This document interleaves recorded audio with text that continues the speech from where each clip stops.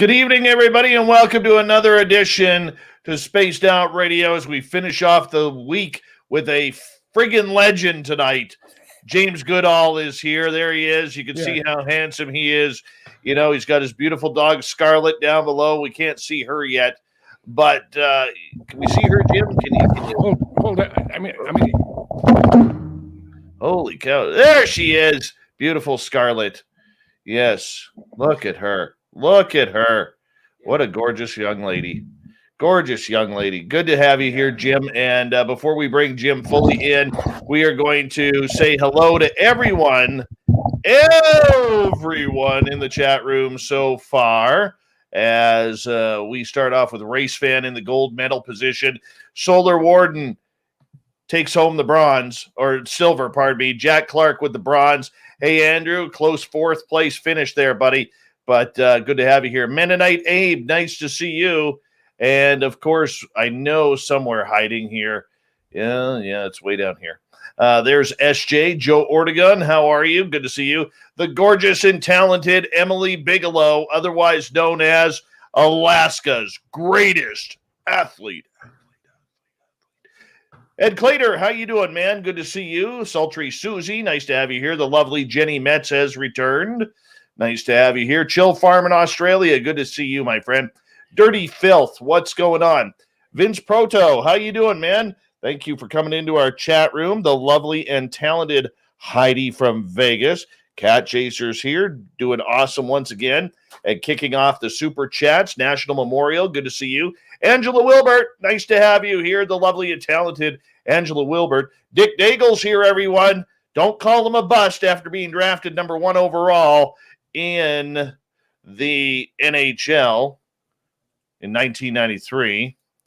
Yeah, we are good to have you guys here. Hold on one second here. Kick that. There we go. John Hudson, Stetson John, will be on later for the Unbiased UFO report.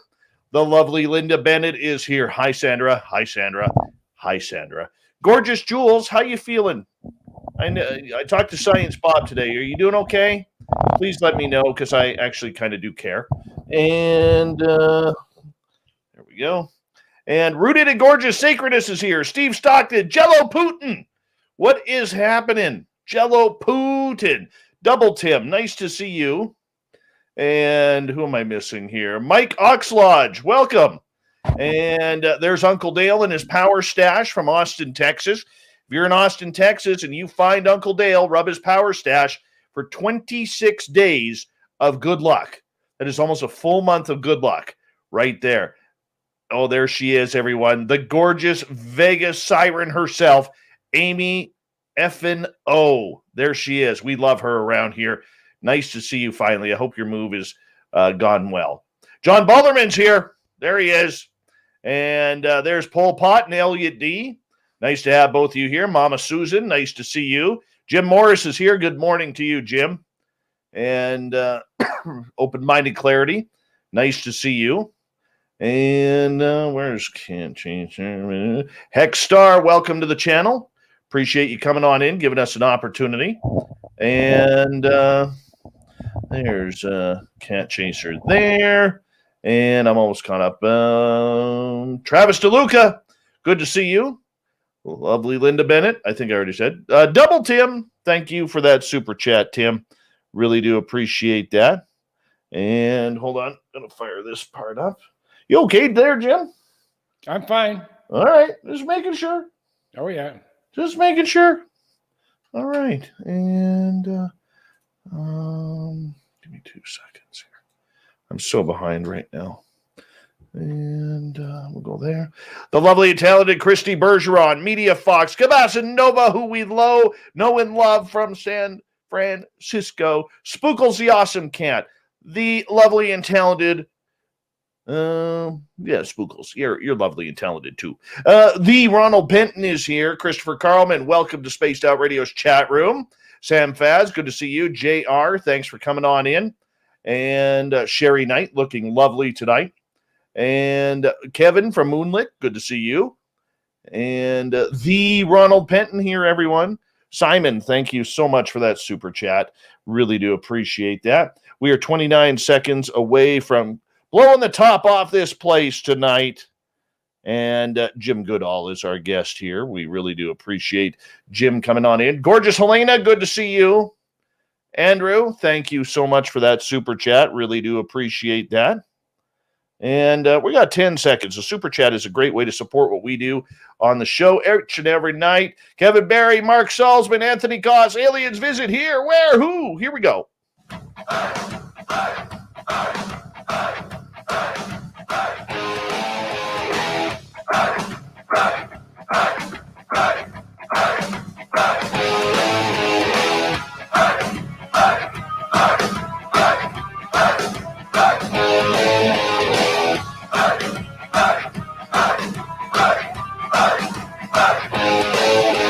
From the mountains of central British Columbia to you listening around the world, this, my friends, is Spaced Out Radio.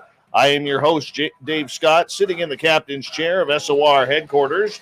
We welcome you to tonight's show on our terrestrial affiliates around North America, digitally on TalkStream Live, Revolution Radio, at KPNL. All of our archives are free by going to youtube.com/Spaced Out Radio. Do old Davey the favor, hit that subscribe button. You can follow us on Twitter at Spaced Out Radio and on Instagram, Spaced Out Radio Show. Our website is spacedoutradio.com, where we have a plethora of features for you, including rocking out to Bumblefoot and reading up on Captain Shirk's SOR Newswire. Tonight's show is brought to you by Chive Charities. Help make the world 10% happier by visiting Chive Charities today. You can find them on our website.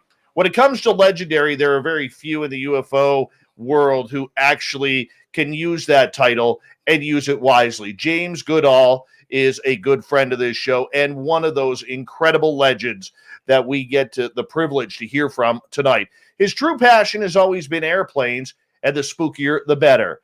He's been into aircraft and things that go bump or at least fast in the night as far back as he can remember. He's been honored to have met some of the world's top aviation designers, pilots, maintenance guys, and support staff for the likes of Lockheed Martin, Northrop Grumman, Boeing, and a few old aviation industries that merged and are no longer here. But you can find any of his books by going to any major bookstore across North America and the world. And this guy also earns the title as the first civilian ever to photograph the F-117 stealth fighter. Mr. Goodall, I bow to you. It's always a pleasure to have you here, my friend. How are you? Well, it's a delight to join you. I enjoy. I'm sorry I couldn't make it last time, but I always enjoy my time on Spaced Out Radio. So, and if I look like I'm blushing, I am, because Dave is just saying too many nice things about me. Well, you know what? Honestly, though, I'm not even trying to kiss your butt here, but you deserve it. I mean, you have a resume among resumes for authors. You've talked to some of the most secretive people in the United States. You've met with people whom the public will never, ever know what they know. I mean, when you look back and catalog everything that you have experienced over the years, my friend, I mean, you're living a life of an aviation legend. Well, it's a passion of mine. It's always been ever since I was a little boy. And all my wives had said, well, you're obsessed with this stuff. And I said, well, it's either that or I'll become a drunk or I'll go chase women. Sometimes it's easier to chase women than it is chase spooky airplanes, but I'm limited to the spooky airplanes part. Well, for you, I know your story, and you've said it a few times. I mean, that first time way back when you saw all of those bombers flying in formation, about 25 of them that were flying in formation along the California coast, that really resonated with you, that was what you wanted to do. You are a veteran of the United States Air Force. Thank you so much for your service and time that you did while in service, including the Gulf War of 1991. I mean, for you, when you look back on your career, whether it was when you were serving or whether as a civilian where you got up close and personal with the SR-71 and other black and stealth projects, what is your biggest accomplishment, do you think, in this field? Well, first of all, I never in my wildest dreams when I was younger did I ever think, or did I even want to be a published author. I'm working on book number 29 right now, but I don't know, it's sort of like pushing a small pebble down a steep incline, in a snowy part of the mountains. And pretty soon you have a bigger thing rolling down, and next thing you know, you have an avalanche. And that's pretty much how my aviation background began. I mean, I'm not even sure how I got where I'm at today with having people like Ben Rich as my friend. I spent 2.5 hours with Jeff Babbion on the 3rd of June of this year at the Skunk Works, where I did a book signing on my 75 years of the Lockheed Skunk Works. And then I got a tour of the X-59, which is a project made for being built for NASA. It is a technology demonstrator to be able to design an airplane that flies high, but primarily flies supersonic without a shockwave hitting the ground.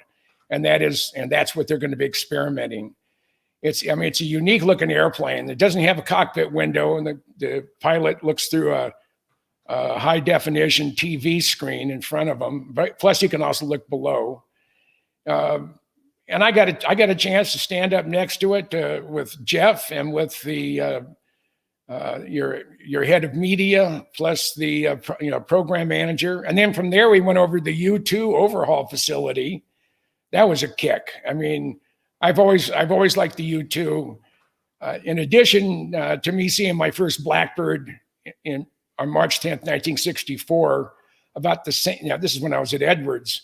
About the same time, I had a chance to see 3 U2s fly right over me on the way to North Base, and it was just I heard a roar, and I look and I see these slate gray gliders heading towards me. I knew what a U2 was, but it had only been 4 years since Powers was shot down over the Soviet Union, and that was sort of the beginning of my passion for all things Lockheed, all things Skunk Works. So, and I didn't think it would end up like this. I mean, I hated, with a capital H, I hated term papers in school, both in junior high school, and when I went to the university. So the fact that I'm a published author now with working on book 29, that by itself just surprises the heck out of me. I got to ask you about the U2 because we're going to get into a lot of it tonight with you. Okay. The plane is over 60 years old. Well, why are they still flying it with today's technology? If the old saying goes, if it ain't broke, don't fix it. The U2 was, when it was first designed by Kelly Johnson, he wanted a high altitude reconnaissance aircraft with a limited life expectancy, 2 years, 3 years, maybe. So he made the airframe very, very light and decided not to have standard landing gear. They were going to have bicycle type landing gear, a big wheel up front, small one in the back, and then outriggers that fall off once you take off. And it was only supposed to survive like 5 years until something better came along. And the design proved to be so solid that 60 years later, the advanced version of the U2, the first U2s were U2A through G, and that was the 80-foot wingspan, J75 powered. Initially, it was a J57 powered, but J75 powered. And then they went to the General Electric, I think it's the F-118 engine, same engine that's used in the B-2 stealth bomber. And it's just, the Global Hawk doesn't have the electrical generating capability of the U-2. It doesn't have the carrying capability of the U-2 to altitude. The U-2 is an airplane that, when you looked at the specifications, you sort of laughed. This airplane's going to be around 60 years from now. You go, you gotta be kidding me. Well, it's a design that is timeless. You look at the F-104 Starfighter, another Kelly Johnson Skunk Works airplane. That airplane, it hasn't been operational for decades, but when you look at it, you go, wow, that is a cool looking airplane. And I bet it's fast.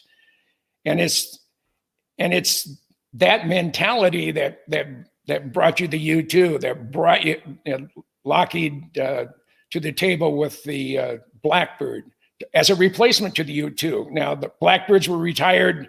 The very last one flew in October 99.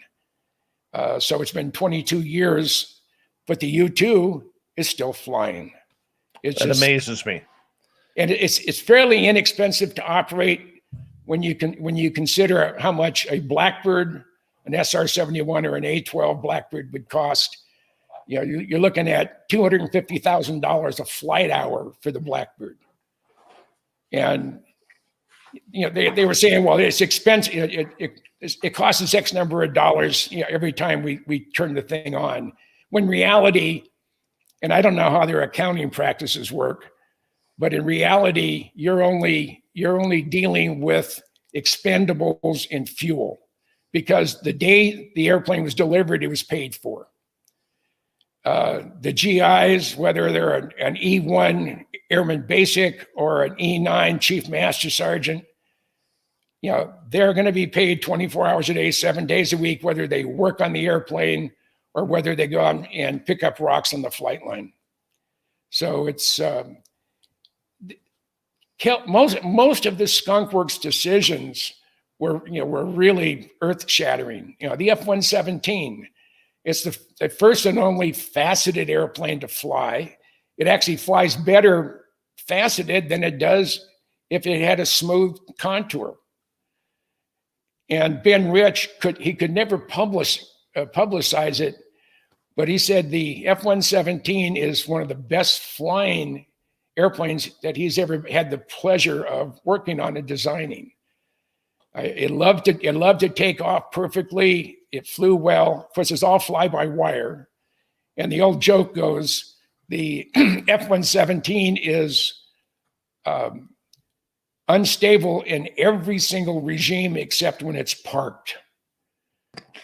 And but he took an idea to take calculations and mathematical equations from the Russians. They were published in a non-classified piece, and it showed how to reduce or how to predict where a signal from a transmitting radar, where it goes and how it heads back to the receiver. And on any way you look at the F-117, there's only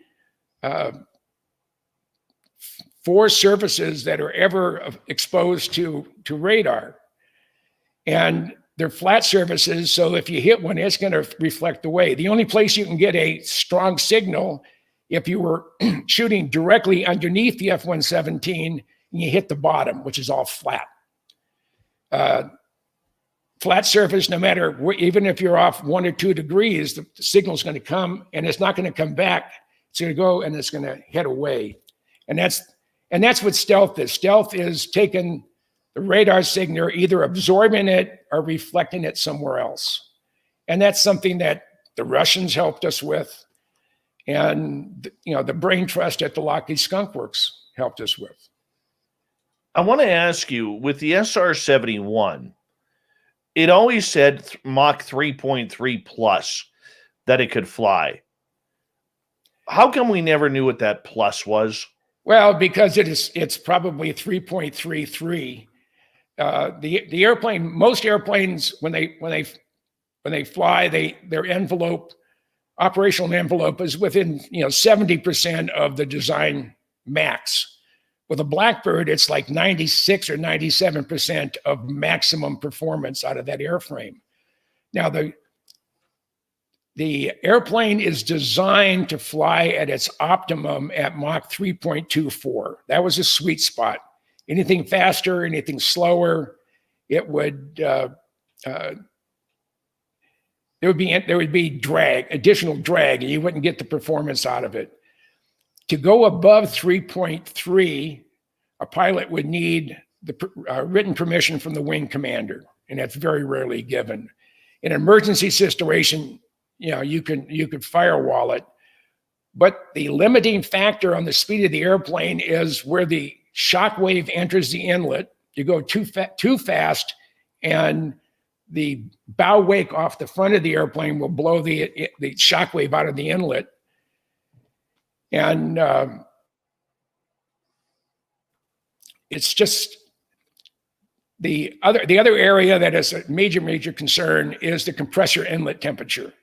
Anything above, I think it's 427 degrees C, which is 850 degrees Fahrenheit, or right along those lines. And the compressor inlet temperature is redlined at 427 C.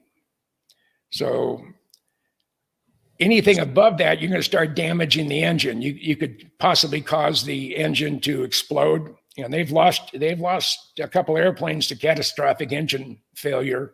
Plus, they lost a CIA pilot to catastrophic engine failure because they had a spike in the compressor inlet temperature, and then the airplane disappeared.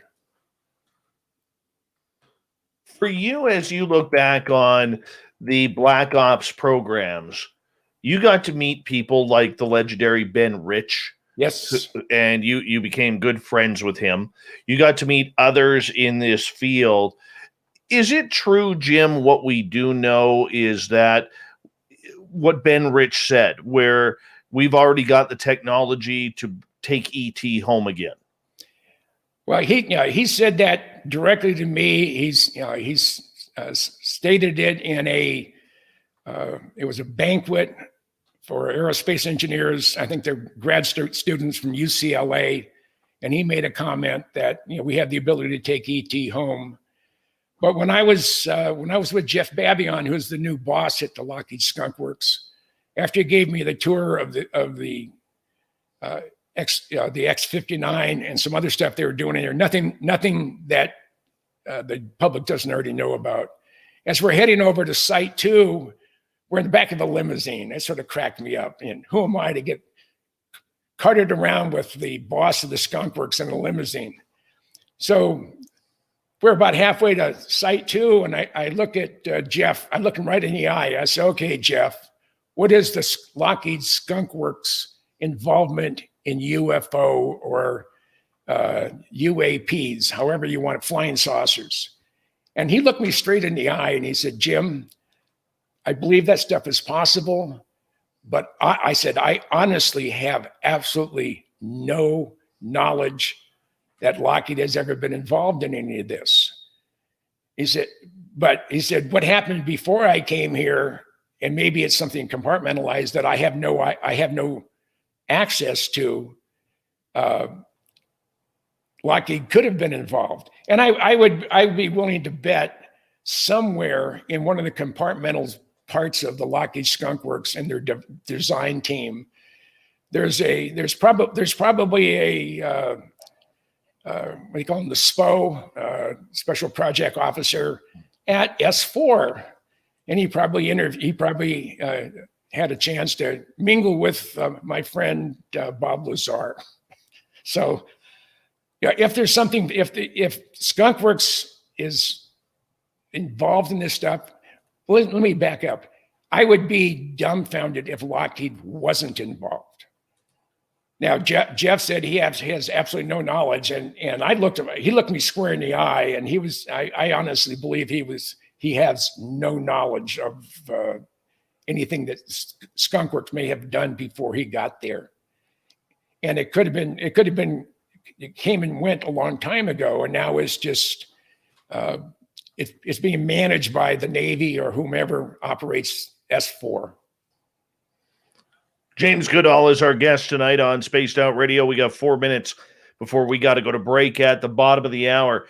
Now, would you believe in UFOs? Because you're somebody who has also dabbled in this topic. You've spoken at numerous UFO conferences over the years. How do you decipher And how do you get your information about whether or not it's theirs up in the sky or ours down here?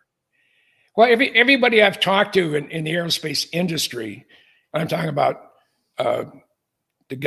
most of the writers and engineers at Aviation Week, at Flight Global. I've been tied into the aerospace community forever, it seems like. And it's just sort of the stuff. I usually go to the source. I mean, when I was interviewing Dave Fruehauf, he's since passed away, but he was an SR-71 pilot, and he called Lynchburg, Tennessee, home. That's the home of Jack Daniels, for those who don't know. And if you don't know, shame on you. It's a good Tennessee. It's a good Tennessee brew, that's for sure.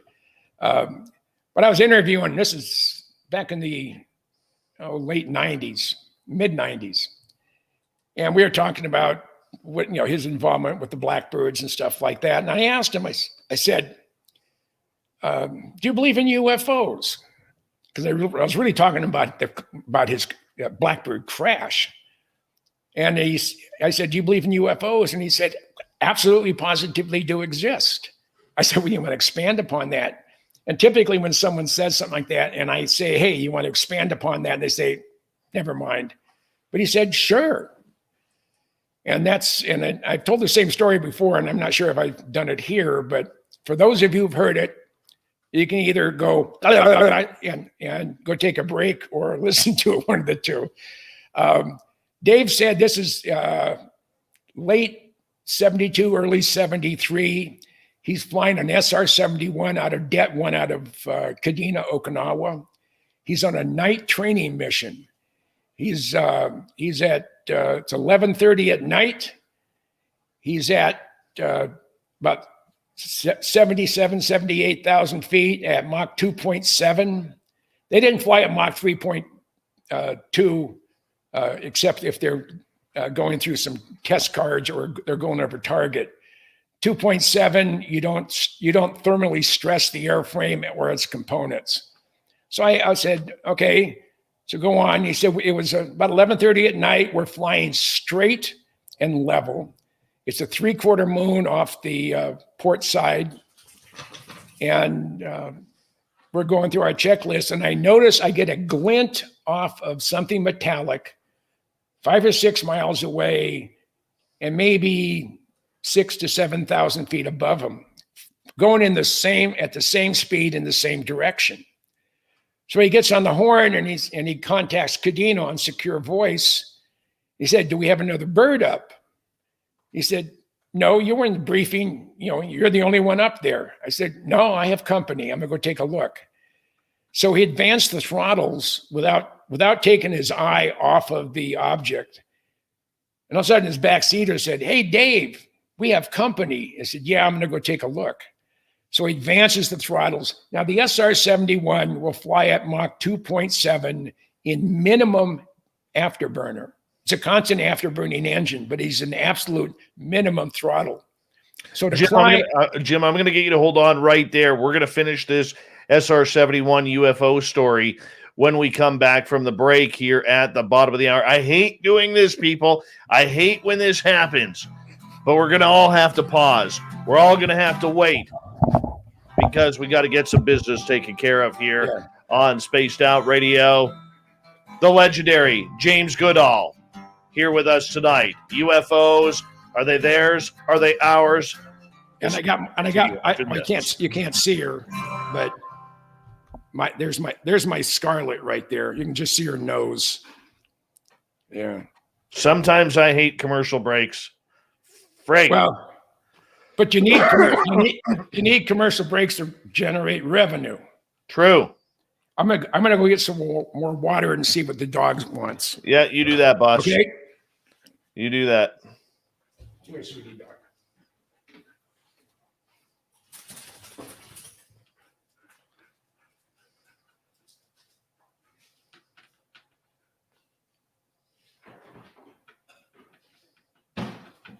Mm-hmm. Hot damn, he was right in the middle of something there. That was good. Uh-huh. Do-do-do-do-do. Thanks, John Hudson. Got it.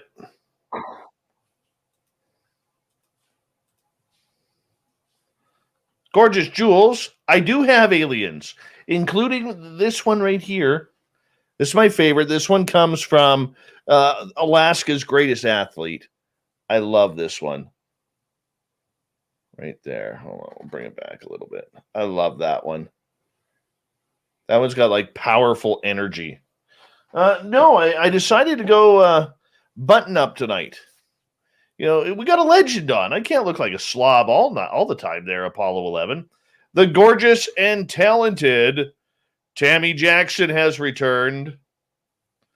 Where's gorgeous Amy? Oh, where did she take off to? I know she's hiding somewhere listening in. She's not really a chatter, but geez, cow, what a show.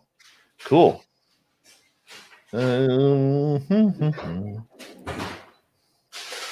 Cecil, how you doing, buddy? Good to see you. I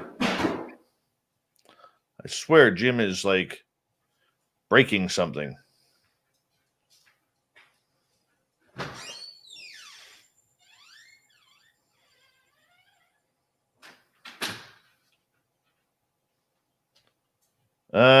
No, I don't have a necktie on. Mark Sanchez, what's going on down in Southern California? Good to have you here, my friend. All right. I want to welcome back. Oh, there's Michael Lastuca, everyone. Take a bow, Michael. Well, I forgot to announce who will be signing autographs after tonight's show. Jesse Peak will be signing autographs. Line up to the right of the studio, to the right, and Cat Chaser will be signing autographs. You got to line up to the left. Now, remember, people, Cat Chaser does not like eye contact. So just go up to the table, kind of turn your head the opposite way, and she will sign it for you. It's just that easy. The gnome is awesome. This is my gnome. This was built specifically for me by a good friend, Michael. And it is awesome. It is awesome. I love it.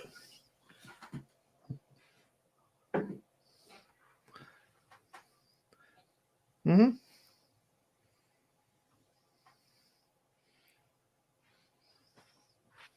There we go. There we go. How you doing there, Super Jim? Talking to me? Yeah. Yeah, I'm doing good. Surprised you don't have your cape on tonight. Oh no, it's in the cleaners. Yeah. Okay. Just making sure.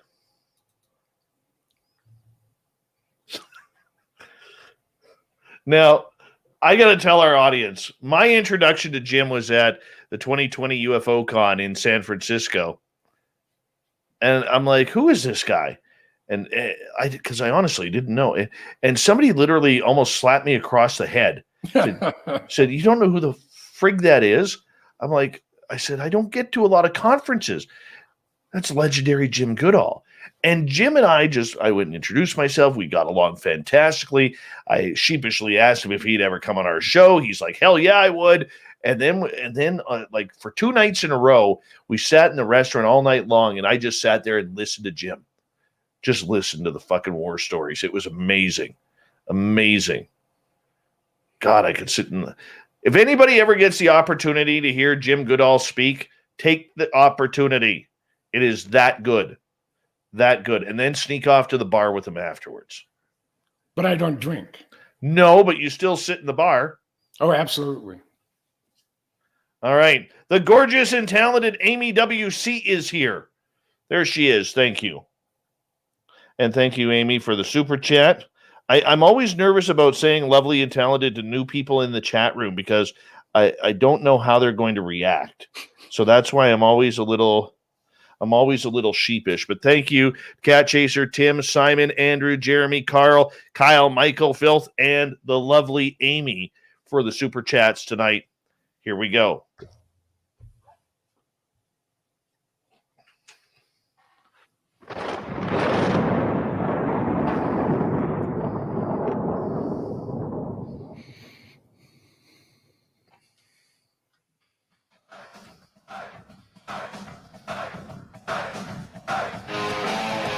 We continue on with Spaced Out Radio tonight, second half hour underway. My name is Dave Scott. Thank you so much for taking the time to join us. Really do appreciate earning your listening ears. Want to remind you that if you missed portions of this show or others, check out our free archives by going to youtube.com/Spaced Out Radio. Just do me the favor, hit that subscribe button. Our website is spacedoutradio.com, where we have a plethora of features for you, including rocking out to Bumblefoot and reading up on Captain Shirk's SOR Newswire. Follow us on Twitter at Spaced Out Radio and on Instagram at Spaced Out Radio Show. We continue on tonight with legendary author James Goodall. And right before the break, I horribly had to cut you off for the break when you were telling an amazing story of an SR-71 pilot over Okinawa, Japan, having an encounter with a UFO. Okay, now, well, I'll go back where I left off. Dave was at, this is Dave Fruehauf. He was at about 78,000 feet, Mach 2.7, when he sees something following him. This is at night, 11:30 at night, three-quarter moon. He calls Kadena, calls the command post, and they said, "No, you're up there by yourself." He said, "No, I'm not. I'm going to go take a look." So he advances the throttles. He starts climbing, and that's when his backseater says, "Hey, Dave, we have company." He said, "Yeah, I'm going to go take a look." And as he's climbing and he's banking towards the object. It's about a 10-degree bank. He never took his eye off the object, and he said it wasn't a smooth craft. He couldn't make out the shape, but he knew it had edges to it, because that's what he's getting, the glints. It's metallic, so it's shiny, and he's getting it. Was a three-quarter moon at that altitude puts out an awful lot of light. So when he was about maybe 1,000, 2,000 feet below it, and now a mile or so away from it, still can't make out the shape. This thing takes off on about a 30-degree angle of attack and leaves him in the dust. I mean, like he's heading the other direction. He figures that he lost it at about 180, 200,000 feet in altitude, and left him probably going somewhere in the neighborhood of Mach 12, Mach 16. Wow. And I mean, he was blown away. And of course, back in the 70s and even through the 90s, I asked my boss, it was General Gatlin. I said, General Gatlin, I said, if you were to see a UFO, and he says, I chased one. I said, oh my God, I got two now. He said, I said, what is the policy for a pilot or a crew member to report a flying saucer or a UFO? And he said, you're better off when you land, go to the O Club, take a couple stiff drinks, and go home and talk to yourself, because the only thing that's going to happen back in the last century is that you'll be ridiculed. It will affect your career, and they'll think this guy has a loose screw or two. It was not a career enhancement to see or report on a UFO. Now on his UFO, now this is the mid-1950s. He's on alert in an F-94C, and it's another Skunk Works derived airplane from the P-80. And he's on alert, and they get a call to the alert hangar from Finley Air Force Station, which is on the North Shore, Lake Superior, about halfway between Duluth and Thunder Bay, Ontario. And they get a call. There's an high-speed unknown over Lake Superior heading towards Minnesota, heading towards Finley. So they, in alert, they jump in their airplanes. Within 5 minutes, they're airborne. They're in full burner, which you can't be very long in those older airplanes, but they try to get out into the area that it was last reported in. And General Gatlin said he could see this object in front of him, and he's closing in on him. And his and this is during the peak of the Cold War. I mean, it's shortly after the end of World War II, shortly after the end of Korea. So we're a little bit trigger happy. So his WISO's weapons systems operator in the back, he turns on the threat, the weapons radar, and as soon as he locks on, the radar goes boom and dies. So he resets the circuit breakers, powers it up again, tries to lock on again. As soon as he locks on, the radar dies.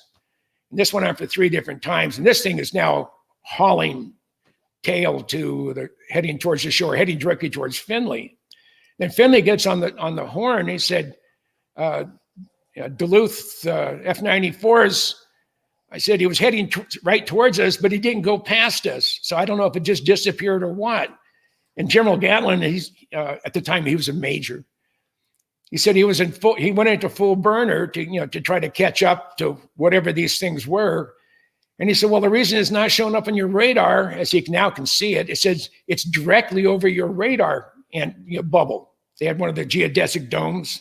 It's in Minnesota, about northern tier countries. And as they got closer, all of a sudden, this thing shot straight up. And it was visibility unlimited, and it went right through the roof. Now, to continue to go back with Dave Fruehauf, I said, well, is that it? And he said, no. I said, when I retired from the Air Force in 1980, I didn't want my security clearance and everything to go to waste. So I applied for a job and got it. He got a job as facility manager at Area 51.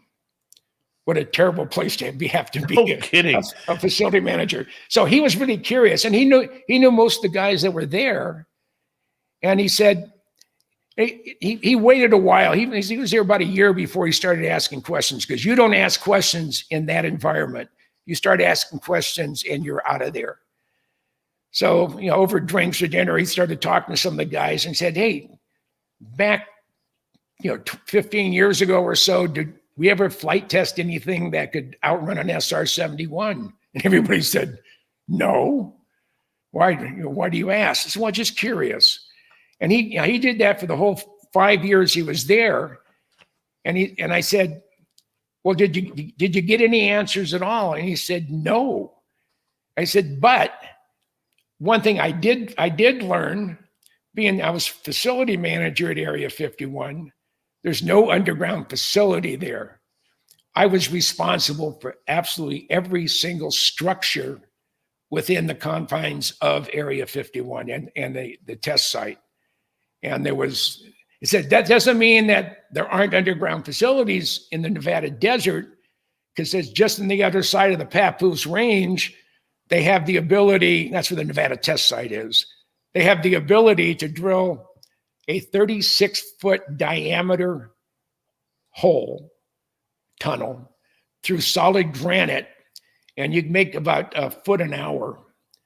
And you can hold within a few thousandths of an inch of being, right on the center line.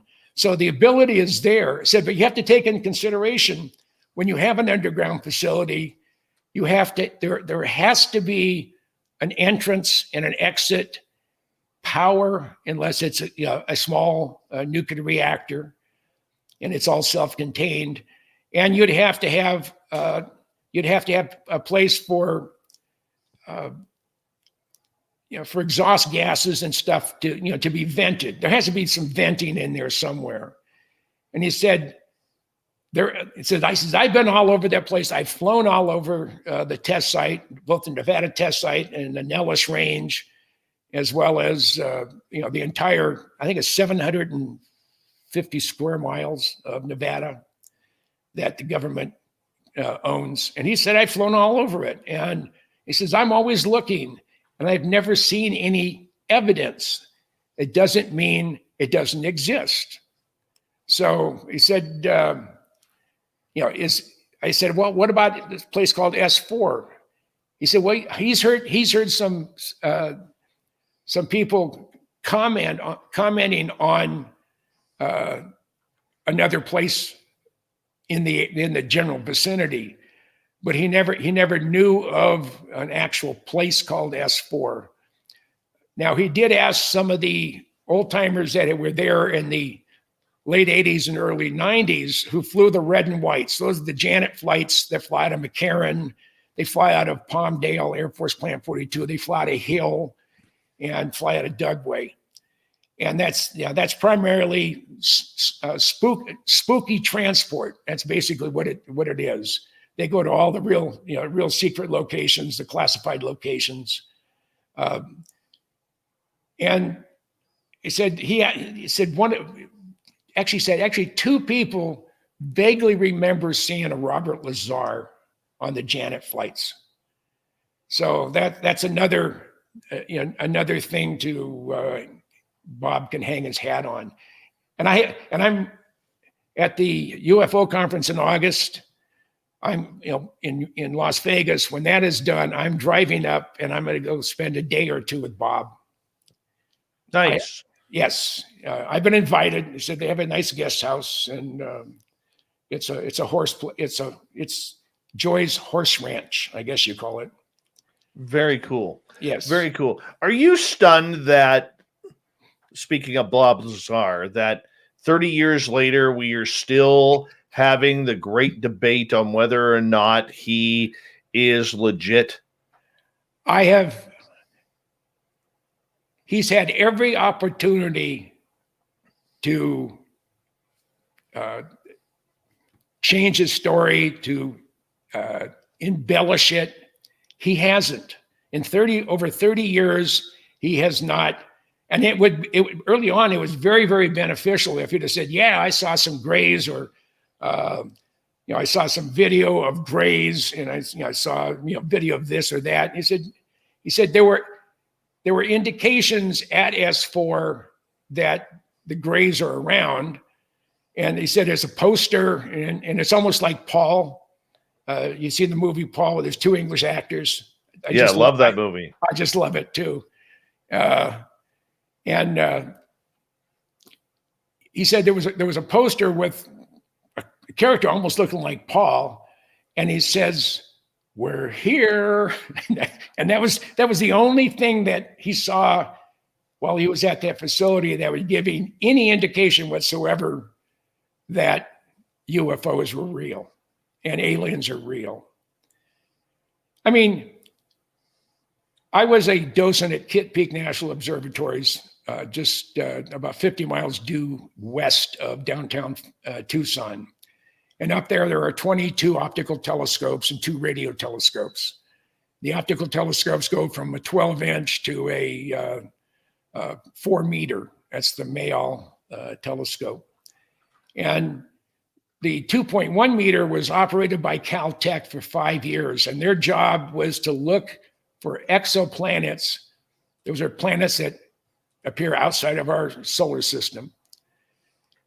Exoplanets in a very, very small area of our Milky Way, not outside of our galaxy, not in the universe, but just within our Milky Way. And in a small area over a 5-year period, they cataloged 8,000 exoplanets. Wow. And now, I mean, and that's just looking at a small area. So they, that program ended, and about the same time that Caltech ended its program, we had a meeting of all the docents, technicians, and astronomers at Kitt Peak, and everybody was down at the University of Arizona campus. And one of the head astronomers from the National Science Foundation was there to speak, and he had just returned from a conference where all of the astronomers around the world that are looking at exoplanets, they had a mind meld, if you want to call it.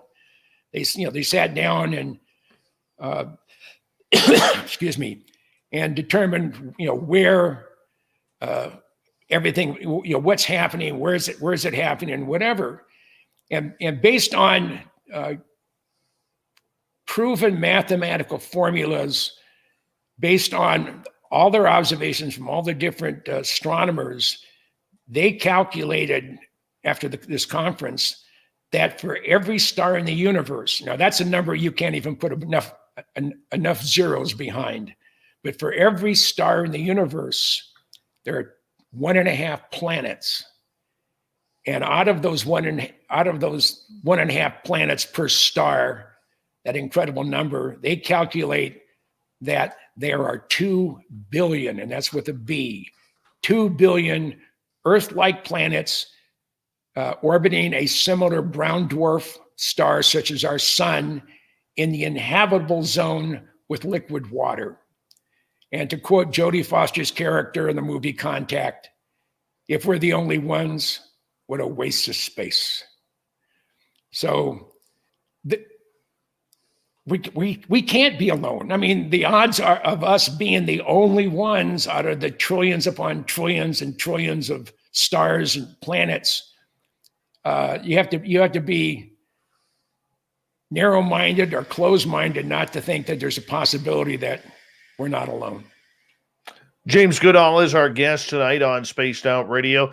Jim, I want to ask you, because over the last little bit here, we've seen a real push towards any sort of disclosure and or confirmation of the UAP phenomena. It's gone straight to the DNI report, which I think if you're involved in the UFO field, we're all kind of disappointed to it because it was like Christmas Day and getting, socks from Santa Claus. Or dirty underwear. Or dirty underwear, exactly. And yet here we are, still hopeful, because that's all we know in the UFO world is how to be hopeful. When you look at the videos we've seen or the craft that they are encountering that we know is the Tic Tac or the pyramids, how do we know whether or not those are ours or theirs? I think, and again, it's just my opinion, I think if they were to definitely say, hey, these are ours, then you would really freak somebody out. And if they would definitely say, no, they're alien derived, you would freak people out. So I don't think they had a choice as far as releasing some of the information, because so much has been released. And when a pilot or a crew member or even someone in the military, when they formally swear that they saw a UFO or a UAP, and they're not summarily chastised. They're not going to risk. A lot of the guys weren't going to risk their career. Now that the cat's out of the bag, it is. It's more. It's easier to tell people what you saw. And a good example of the paranoia that is involved in disclosure. Now, this goes back it was the mid to late 80s. I was at Cannon Air Force Base in Clovis, New Mexico. And my escort was a staff sergeant from public affairs. And I was going to go out and photograph as many of the F-111s that I could. And as we're heading towards the flight line, I said, well, where were you stationed before you came to Cannon?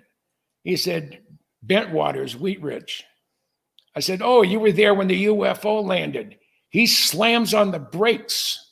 I mean, and he's a black gentleman, and he turned gray, literally. I mean, the color went out of his face.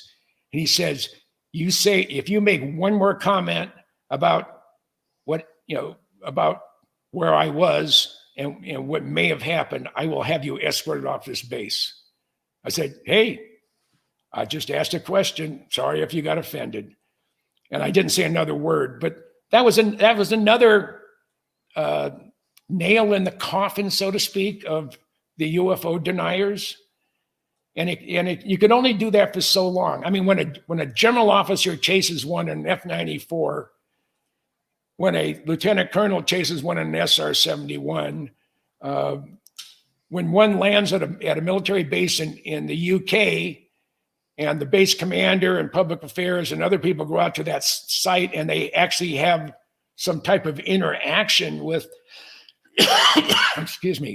with whomever was there, I think it's about time that some of it starts breaking loose. It's just, we as humans, that includes you, Dave. Oh, thank you. Even though you're Canadian. I know. Yeah, I've had some of the most gorgeous women I've seen in my life are Canadian, but they were in Montreal. Long ways away. Yes. And it's getting to a point where they can no longer keep that stuff buttoned up. And now with everyone with smartphones that have incredible cameras on them, now all we need is somebody with a good telephoto lens when there's something flying around. Because if you just see a little pixel up there and it sort of changes shape, but it's still a pixel, that means there was something up there that was moving. But until someone has some high resolution, high definition photos of or video, I think everybody is there's more believers now than ever before. But I think until we see something definitive, and my theory where it has to happen is doing a live press conference on the Rose Garden, having one land right where the helicopter pad is. And hopefully it's not like Mars Attacks. No. Yeah. And I still think that would have been. We got about 2 minutes to go here before we have to go to break at the top of the hour. Jim Goodall is our guest tonight on Spaced Out Radio.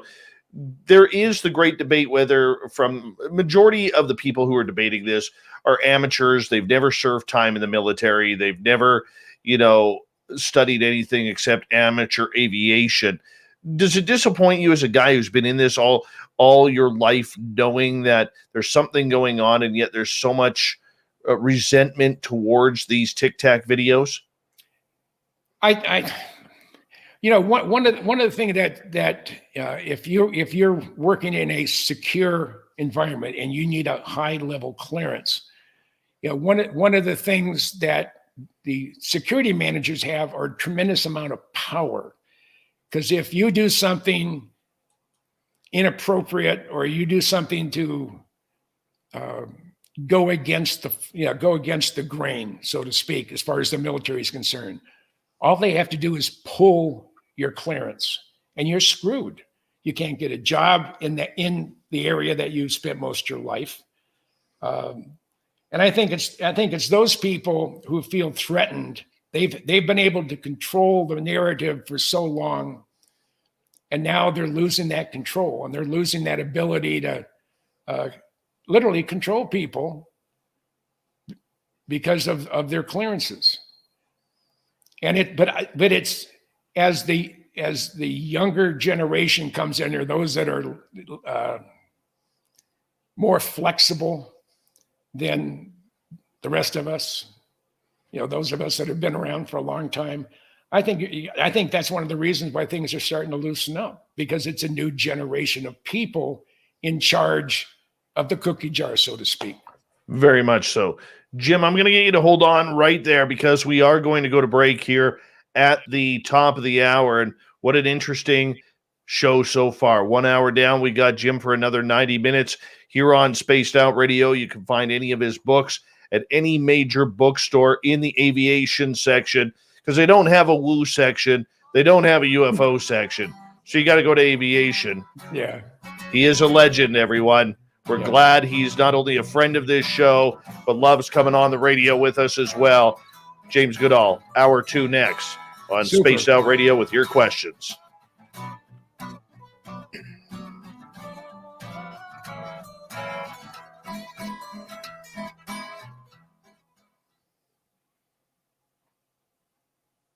Melinda Leslie says, hello, I love you. Say hello back. She can hear you. She's in the chat room. Oh. Our YouTube audience can still hear us now.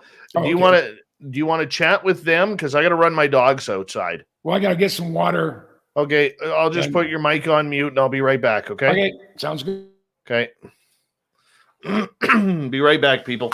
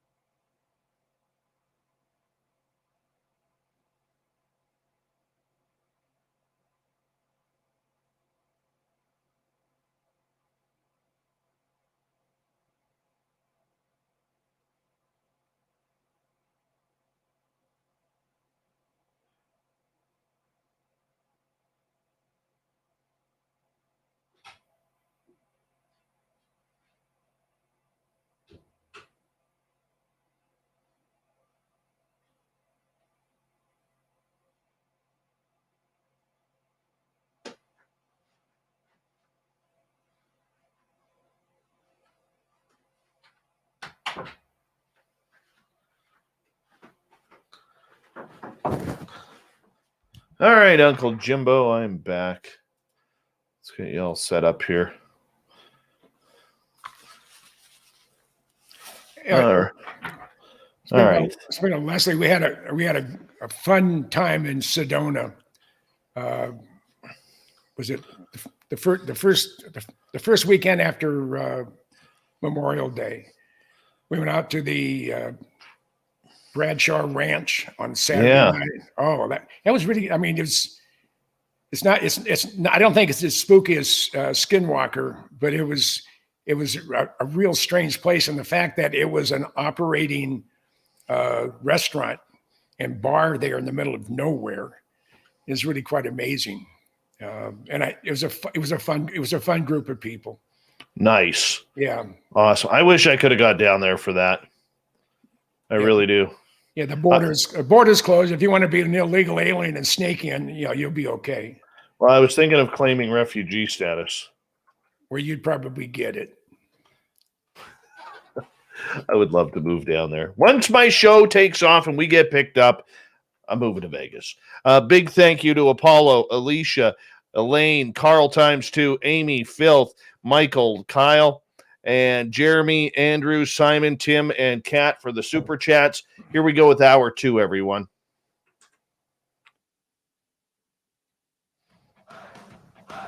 You're listening to Spaced Out Radio with Dave Scott. Follow Dave on Twitter at Spaced Out Radio and on Facebook, Spaced Out Radio Show. Hour number 2 of Spaced Out Radio is underway tonight. My name is Dave Scott. Thank you so much for taking the time to join us. Really do appreciate earning your listening ears wherever you are on this beautiful planet we call Earth. Want to remind you that you can tune us in on our terrestrial affiliates around North America or digitally on TalkStream Live, Revolution Radio, and KPNL. All of our archives are free by going to youtube.com/Spaced Out Radio. Just do me the favor, hit that subscribe button. The Desert Clam has set the password for tonight in the SOR Space Travelers Club. Juxtapositive. Juxtapositive is your password. Use it wisely, space travelers, as the Clam sets the password each and every night right here on Spaced Out Radio. Our website is spacedoutradio.com, where we have a plethora of features for you, including rocking out to Bumblefoot and reading up on Captain Shirk's SOR Newswire. Follow us on Twitter at Spaced Out Radio and on Instagram, Spaced Out Radio Show. Legendary aviation author and historian Jim Goodall is with us tonight. UFOs, are they ours? Are they theirs? Whose are they? And what's a black project and what's not? We're hitting it all tonight. You can find any of Jim's books at any major bookstore around North America as well as online. Jim, welcome back. It's my pleasure. I want to open this up to the audience because I know they have a ton of questions. And normally when we have you on every few months, I'm so filled with questions that I kind of bypass them. So let's get to it right now. Black Rabbit is asking, Jim, are there any good SR-71 stories a la Chuck Yeager in The Sled Driver? Chuck Yeager was honored because of who he is and what he's done. He flew in the SR-71B 956, and that is his only flight. And that's generally where they're going to give someone a ride. Back in the day when the Blackbirds were operational, it would be in the trainer, the instructor pilot in the elevated rear cockpit, and the guest rider, if you want to call it that, in the front. So I do have a picture of him after his one and only SR-71 flight, and I tried my damnedest to get him one, but the only thing I ever accomplished was being in the cockpit of an A-12 Blackbird at 33,000 feet at Mach 0.72 inside another airplane. And you've seen some of my pictures, I think, of the movement. That was in a C5, wasn't it? Correct. Yeah, that was beautiful. Beautiful. So, I mean, people say, well, I've done this, I've done that. And I say, well, I've done something that no one else has done and will never be able to have an opportunity to do because there's no more SR-71s flying. And that is to be in the cockpit of one inside another airplane. And that was That's my claim to fame. Even Ben Rich, when I told Ben, I said, Ben, I have 45 minutes in the cockpit of a Blackbird, an A-12 Blackbird, at 33,000 feet, a Mach 0.72. And he says, I'm almost ready. I'm almost tempted to give you a Mach 3 card. I wish he would have. That'd have been fun. And he was going to take the X, and make it a minus. So it'd be a Mach 3 minus card. But I'm the only one in the world who's ever could ever accomplish that, because they don't do it anymore. And you had to be able to scrounge a C5, which I was able to do also. So you have that pull. I don't know how you do it, but you have that pull. And I got to actually sit in an SR-71 cockpit. I think it was 8 and an A-12 at Boeing Field. That's the M21 full airplane. And the cockpit you sat in is 977. That is an SR-71. Yes, I have my daughter's picture in there from her sitting in there. I love that photo. Good. Doc is asking, Jim, have you ever heard anything about how quantum computing might affect aircraft design and air defense? Well, they say that quantum computing is the next thing, and that's going to allow us to travel at faster than the speed of light, be able to develop elements that don't exist in nature, and be able to figure out, the answer to the universe. How do we get here? I think that will be one of the things that quantum computing will allow us to do. But it was like before the Wright brothers ever flew an airplane. How is that going to affect the world? Well, who wants to fly? Nobody. And birds fly. That's about it. That changed. And then we got to telephones. Then we got to TV. I mean, I'm sure the guys that developed TV back in the 1930s could look at one of these 5K or 8K screens that it's 72 inches across, and you can almost feel them breathe as the program goes. So quantum computing will do that to the computing world and to the world in general, to what all the inventions that have come within the last 120 years. I mean, it's the next step in evolution. Very true. Solar Warden is asking, James, has anyone ever seen the supposed videotape Area 51 researcher Chick Clark took of an Aurora taking off from Groom Lake? No. Bob Lazar said he was in the Janet flight landing at Area 51 on his way to S4 when he heard, they weren't deplaning the airplane yet. He heard what he's called the loudest noise he'd ever heard. He said it sounded like the sky ripping. Now, a NASA engineer stopped me again. This is in the 90s. He said, Jim, you know a little bit about everything. I said, don't I wish? He said, what can you tell me about Aurora? And I said, all I know is that a number of people have heard the noise, heard the sound of Aurora, and Bob was one of them. And the late John Andrews from Testers and myself heard what we believe is the pulse detonation engine used on Aurora. Aurora was a Mach 12, Mach 16 manned air breathing program. I believe it was used for not necessarily treaty verification, but it was used to map out and to be able to track down fissionable material that was supposedly lost and or absconded with when the Soviet Union collapsed. And I believe the airplane, we have the ability in P3s, now the P8, which is the replacement for the P3, to look down on a warship from another country and be able to tell from the air, looking down on it, how much fissionable material is on that ship. We've had that ability since the mid 70s. The Russians have had that ability since the early 70s. So they could be at a choke point, like the Straits of Hormuz going in the Persian Gulf.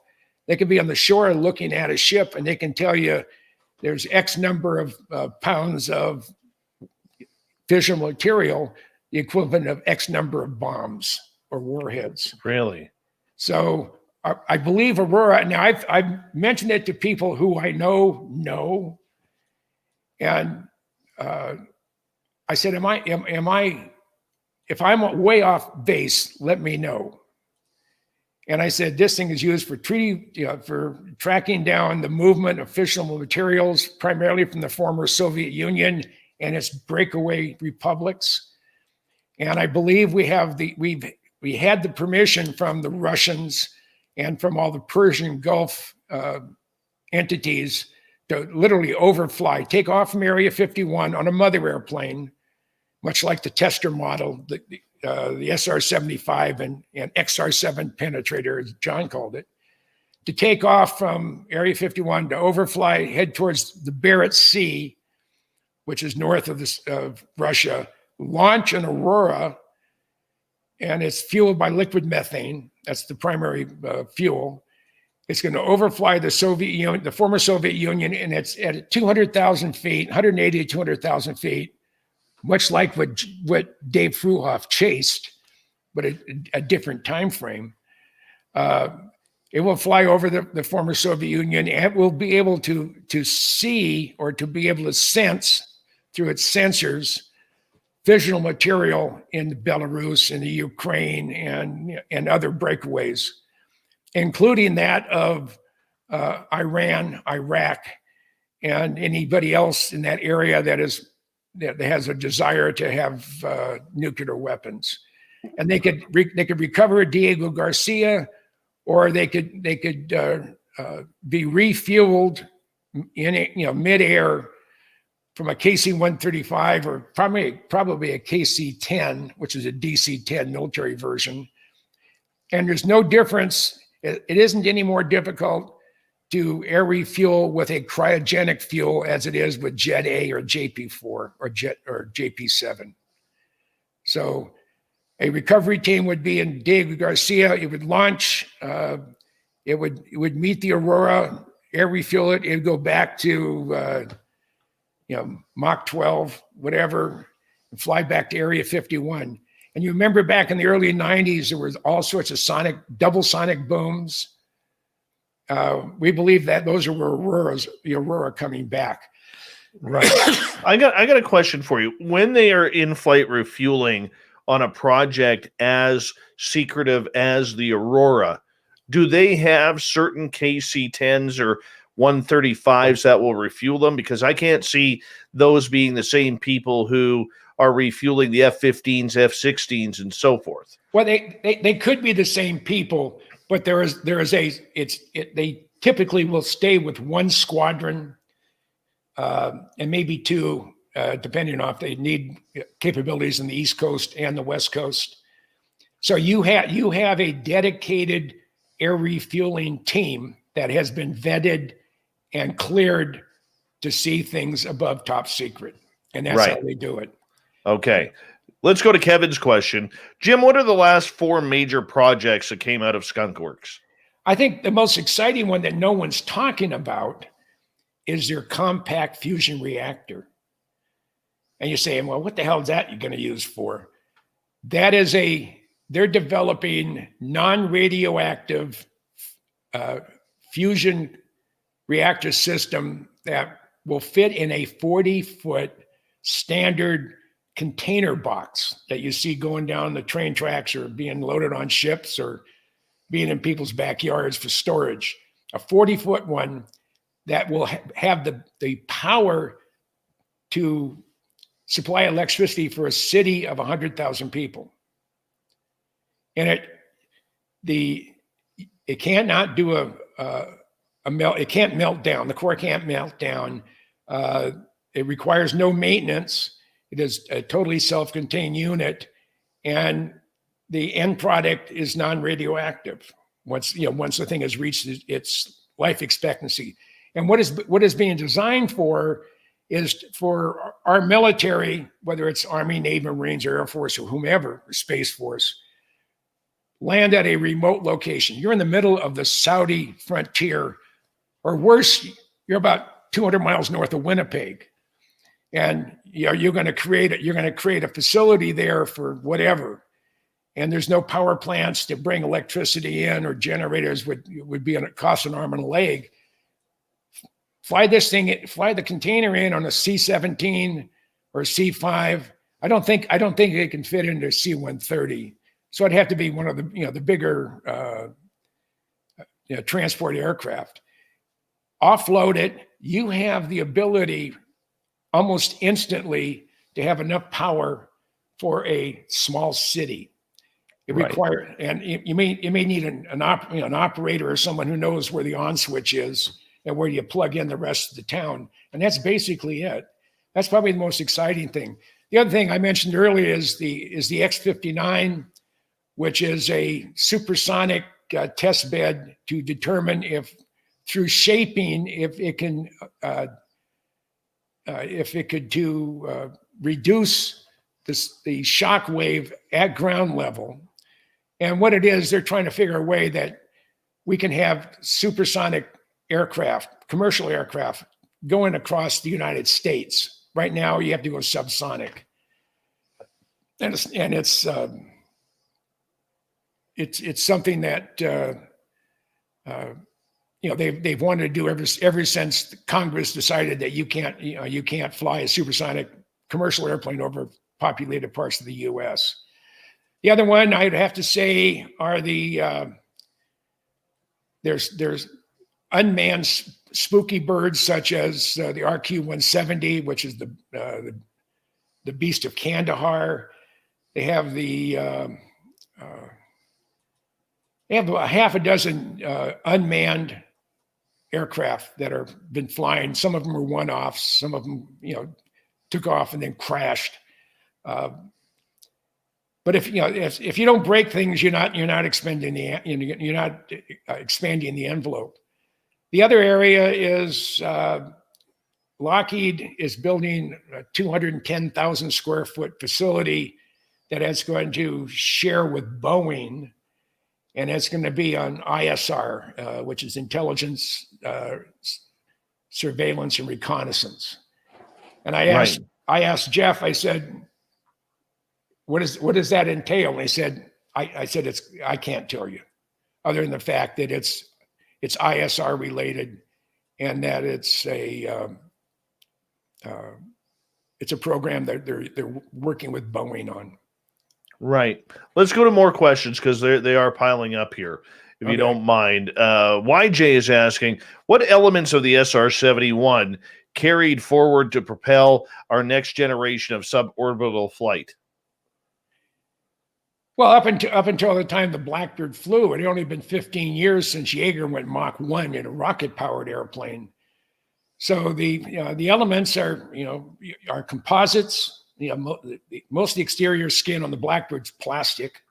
It's a special plastic. It's radar absorption capabilities. It has real high thermal loads, no stress loads. It can't take physical stress, but it can take the heat from high-speed flight.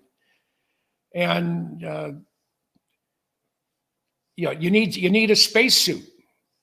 You need a spacesuit to fly the SR-71 because you're flying less than 1/10% of the atmosphere at 80,000 feet to 80 to 90,000 feet. So those are the elements that they've learned. They learned how to operate them, how to work efficiently, with that technology. So that's what's. People would say, well, the SR-71 can go into orbit. No, the highest an SR-71 or a Blackbird can go is going to be 18, 19 miles, 62 miles to space. So they're bumping it on its rear end, trying to get up there. The airplane would not be capable of going into space. The systems aren't set up for it. It's there's a huge difference between flying in the air, even thin air, and flying in a vacuum. All right, let's get to Bim Jim here. Let's get Bim Jim here. Do you think Elon Musk is using anti-gravity technology? No, I don't think so. I look at SpaceX's posts every morning, and I share them on Facebook. I mean, the fact that Rocketdyne, when they were building engines for the Saturn V or any of the other rockets, it takes years to develop, and they only have they buy them in bulk, so they have 6 or 7 as spares for the next couple of flights, and it takes a year or 2 years to build a motor up. Elon Musk said once he has the facility built at his Texas location, the Boca Chica location, he's going to be pumping out 2 of those engines a day. Says he's building rocket engines like they build Volkswagens back in World War II. I mean, it's just boom, boom, boom, boom. It's just, and they're coming out the door. I mean, my God, his super heavyweight, when it takes off, I think in the next couple of weeks, it's going to have 33 engines. I mean, it's just amazing. He's doing it on his own nickel. I mean, he's getting flights on his SpaceX, his Falcon 9, that's paying part of the stuff. But this is all coming out of his pocket. And you look at, he launches one that comes down and it crashes. Oh, damn. Well, 3 days later, another one goes up and it comes down. It almost makes it. It lands. And then it falls over, blows up. Oh, I know what the bugs are. If that had been NASA, everything would have been shut down for a year or 2 years as they analyzed what went wrong. Musk knew what went wrong shortly after the crash, because the telemetry told him that.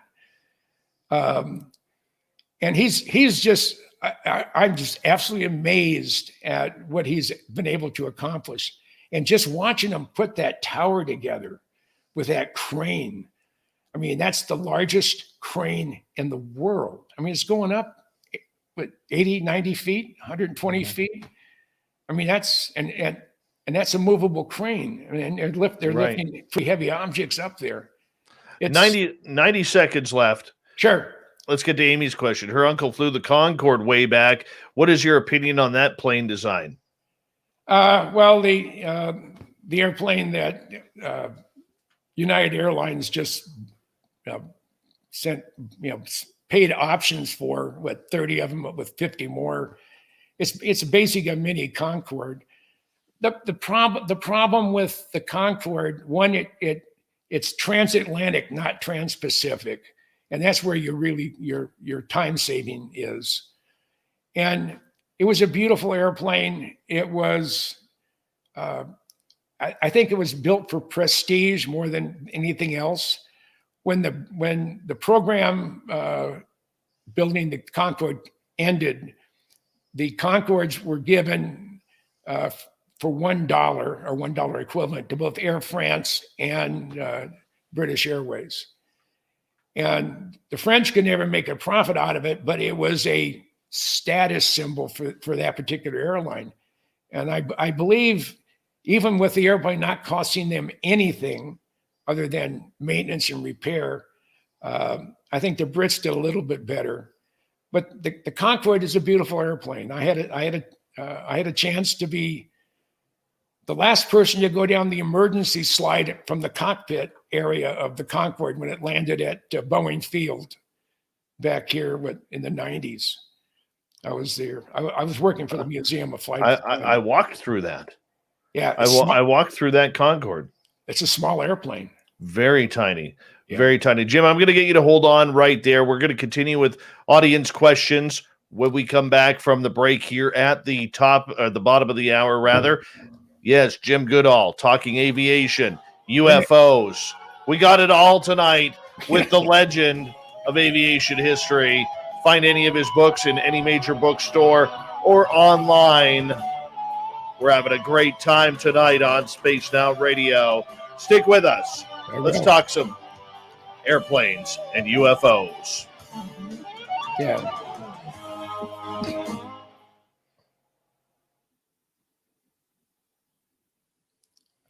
All right, we're clear. I'm amazed how fast the time goes. I know. And I know. And I really enjoy it. I mean, I don't have any airplane friends here in Tucson. I don't even have any UFO friends here in Tucson. I pretty much keep to myself. I have a. You got to move. You got to move. No, well, the only place I would go back to, even though it's mostly destroyed now because of the pandemic, and that's Hawaii. I spent 4 years there as a curator at the Pacific Aviation Museum at Pearl Harbor, and I just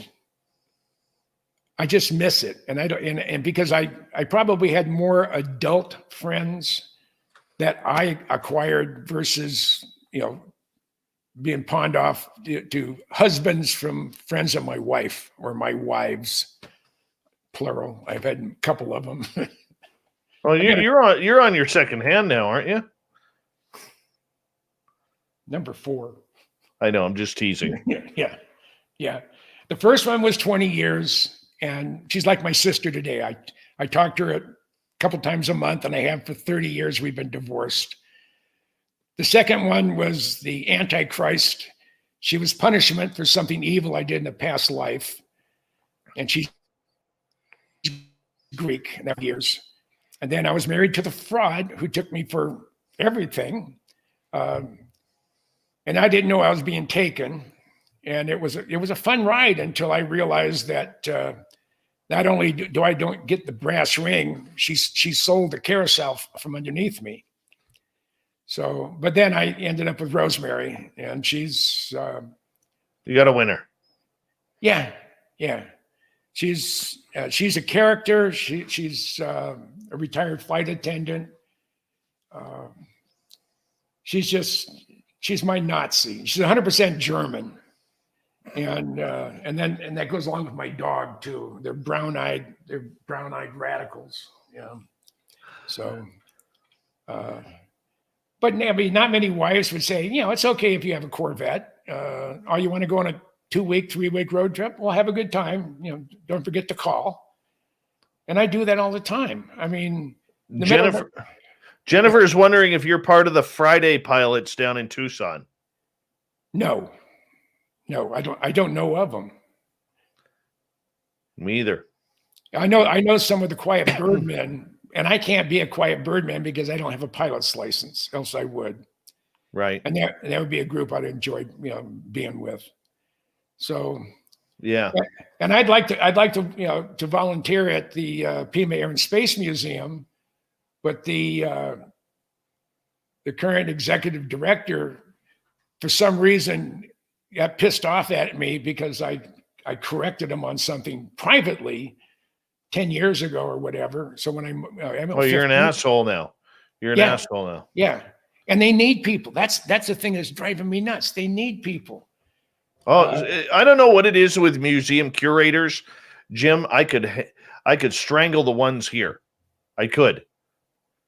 Oh, speaking about there, because they're out of room, the de Havilland Comet, the world's first jet airliner that I spent 10 years working on, may go to the museum up in Sydney. And 1 second. Block Chic. Why would I feel super creeped out? I don't know. Let me know about why I'm creeped out. 1 second here. I know I missed a bunch of questions here. Okay. Because the chat room skipped on me twice. It's moving so fast. So if I don't get to your question, could you please do me a favor, retype them, and I will get them to Jim. And appreciate that. Cat Chaser, thank you for the second super chat tonight. Apollo, Alicia, Minister Elaine, Carl ×2, Amy, Filth, Michael, Kyle, Tim, Simon, Andrew, and Jeremy as well. Really appreciate the love and support of Spaced Out Radio that you guys show. And ID Swagger, how are you? They're still coming in. That's awesome. And yeah, we've got about 30 seconds here, Jim. Okay.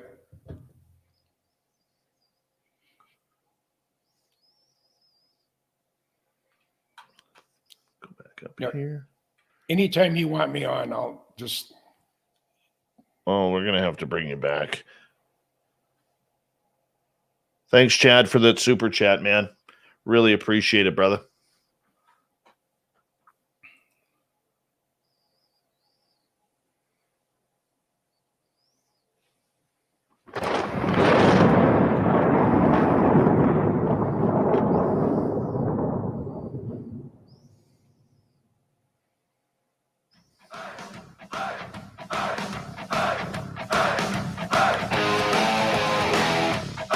We passed the halfway point of Spaced Out Radio tonight.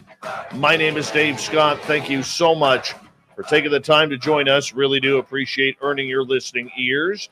Want to remind you that if you've missed portions of this show or others, check out our free archives by going to youtube.com/Spaced Out Radio. Do me the favor, hit that subscribe button. Our website is spacedoutradio.com, where we have a plethora of features for you, including rocking out to Bumblefoot and reading up on Captain Shirk's SOR Newswire.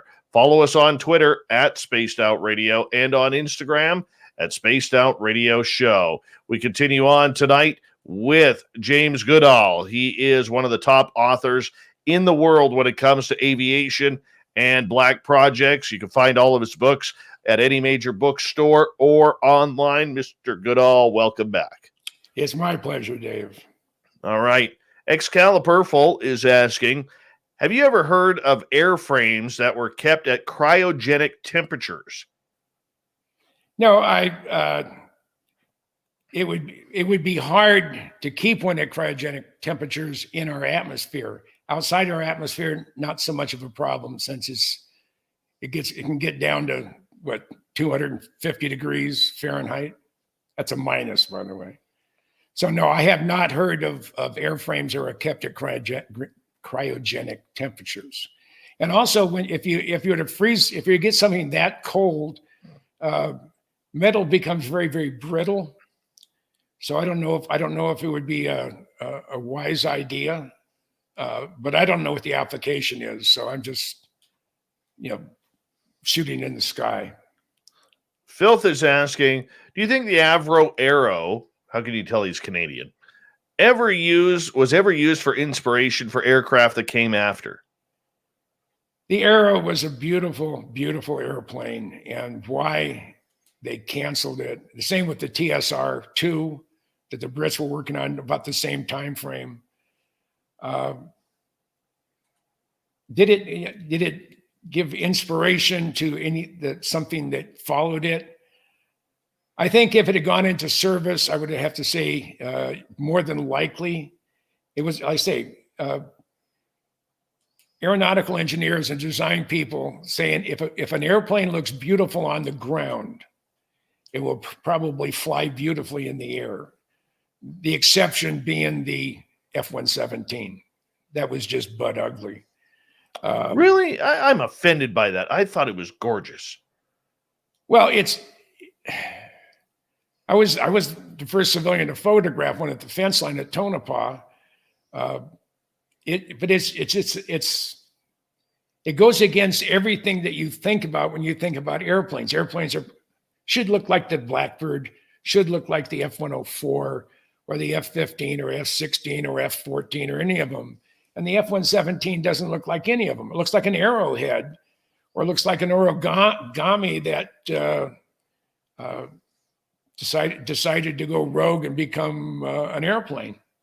You know what an ugly jet is? The F-35. I think it's ugly. It's big and ugly. It's a big airplane. Yeah, it's a big motor they have in it. Yeah, it's ugly. It's an ugly aircraft.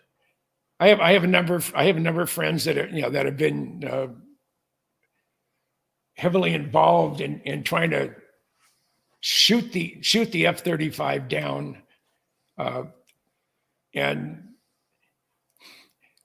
the people are coming back when I've asked them questions of why the F-35. It doesn't have long legs. You can't use it to fly a squadron or a wing of these things to China if we're going to get into a shooting game with China. And that's also why the F-22 is talking about they're going to retire the F-22 early, because it was built and designed for a European war zone, and they've now figured that if, and it's a big if we're to have a military conflict, it's going to be with China, and or the fat Nork, North Korea. Yeah, you know what's funny about that is the third generation of the fighters, because we're in the fourth generation here, but the third generation of fighters, between the airframes, the technology, their durability, from going from the F-15, F-16, F-18, even the A-10. I mean, these are just workhorses that just keep on going. I mean, with airframes that just do not give up. Well, I mean, it's like the U-2. Good designs are really have no end game, because what makes the F-16 and now the new F-15 X, I think it is, with the glass cockpit. I think they've ordered. I think our government's ordered 144 of them to replace older F-15Cs primarily. But it's a good design. Good designs, I mean, they're still good. I mean, you put new technology in, put new motors in them, you put new computers in them, and if you're still going after the same mission, whether it be air defense or whether it be air superiority, like I keep going back to Ben Rich. He said, good designs never really go out of style. And if you had if the F-15 and the F-16 are strong designs, which they are, take the B-52. The first B-52 flew in 1952. My gosh, that's over almost 60 years ago. Longer. 70 years 70. ago. But they said it had a 100-year body. And they could still, if they needed to. Well, I have one too. Yeah.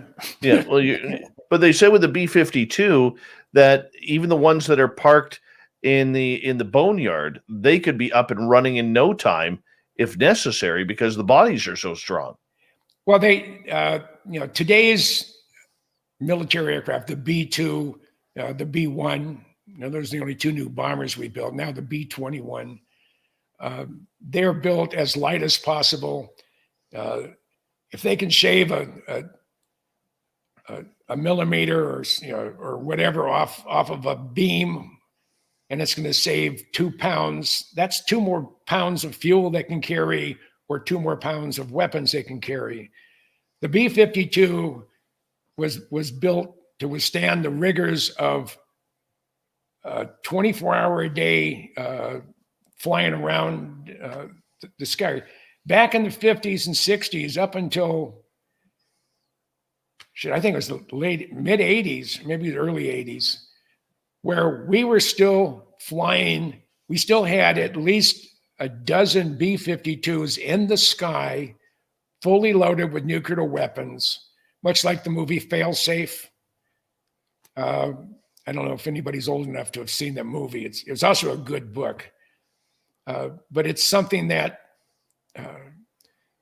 the airframes had to be able to withstand takeoff and landings and long times in the air. And typically, if you're just flying, you're not going to stress the airframe, but you're flying in all kinds of weather, so that thing's bouncing all over the place. And it's just, we had at one time almost 800 B-52s. Yes. Now I think there's 74, 75 are considered, considered mission capable. Right. Or have that capability. Let's move on here. Apollo is asking, have you ever heard of the Alcubierre warp drives? No.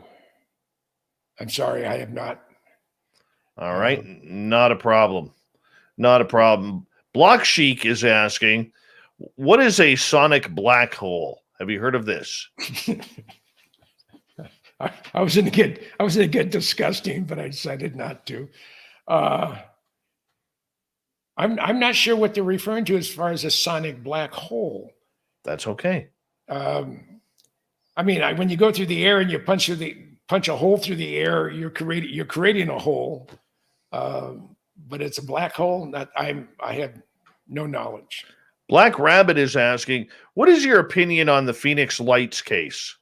Well, I live in Tucson, so I'm only 90 miles away from Phoenix, and I have a lot of friends in the Phoenix area that have seen the lights. My thought, I haven't seen them. I haven't seen the lights myself, so I can't. I really can't say this is my opinion of what I saw. Is just from what I heard. There's a remote possibility that those were flares that were being launched out of the Barry Goldwater bombing range, which is not that far south of the city.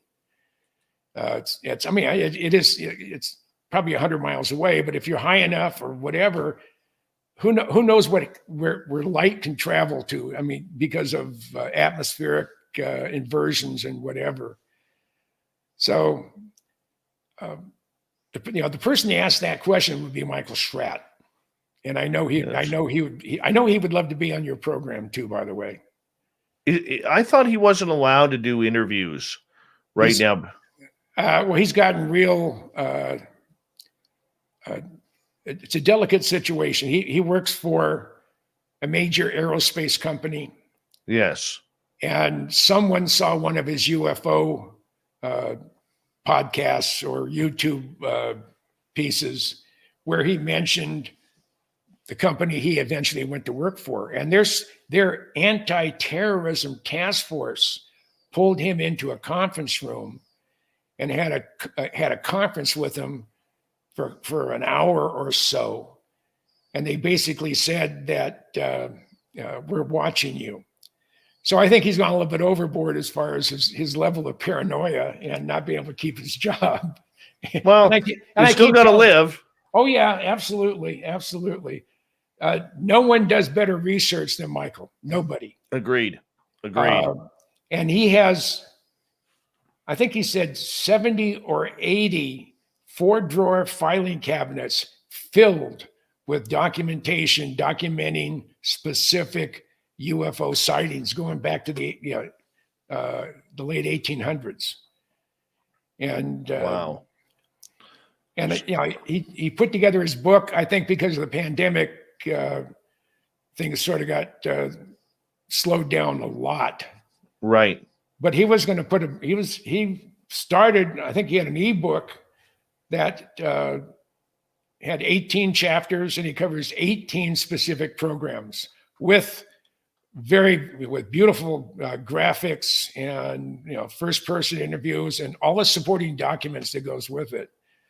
I think it'd be worthwhile for you, and I talk to him 2 or 3 times a week, and I know he likes what you do, and he likes Spaced Out Radio. Yeah, I'm a fan of his, big time, and so am I. And at first, all I ever heard him give a presentation was in San Francisco. He is amazing. Yeah, and amazing.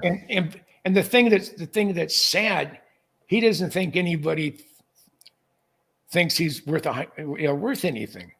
As far as, do you remember when in San Francisco, the last time we were there, when Joe and Ben from UFO Garage and myself, we were giving him the Wayne's World treatment of we're not worthy. You know, honestly, I mean, Michael is such a humble man. Yes. And doesn't understand the impact that he has had on the UFO community with his incredibly accurate research. And he is a one of a kind. And he said, well, I'm just following your footsteps, referring to me. And I'm 76 years old. So I have 25 years left of going out in the desert and having little red dots on my chest. Michael is a one of a kind, and absolutely nobody spends the time or energy during research that Michael does. Nobody. And he is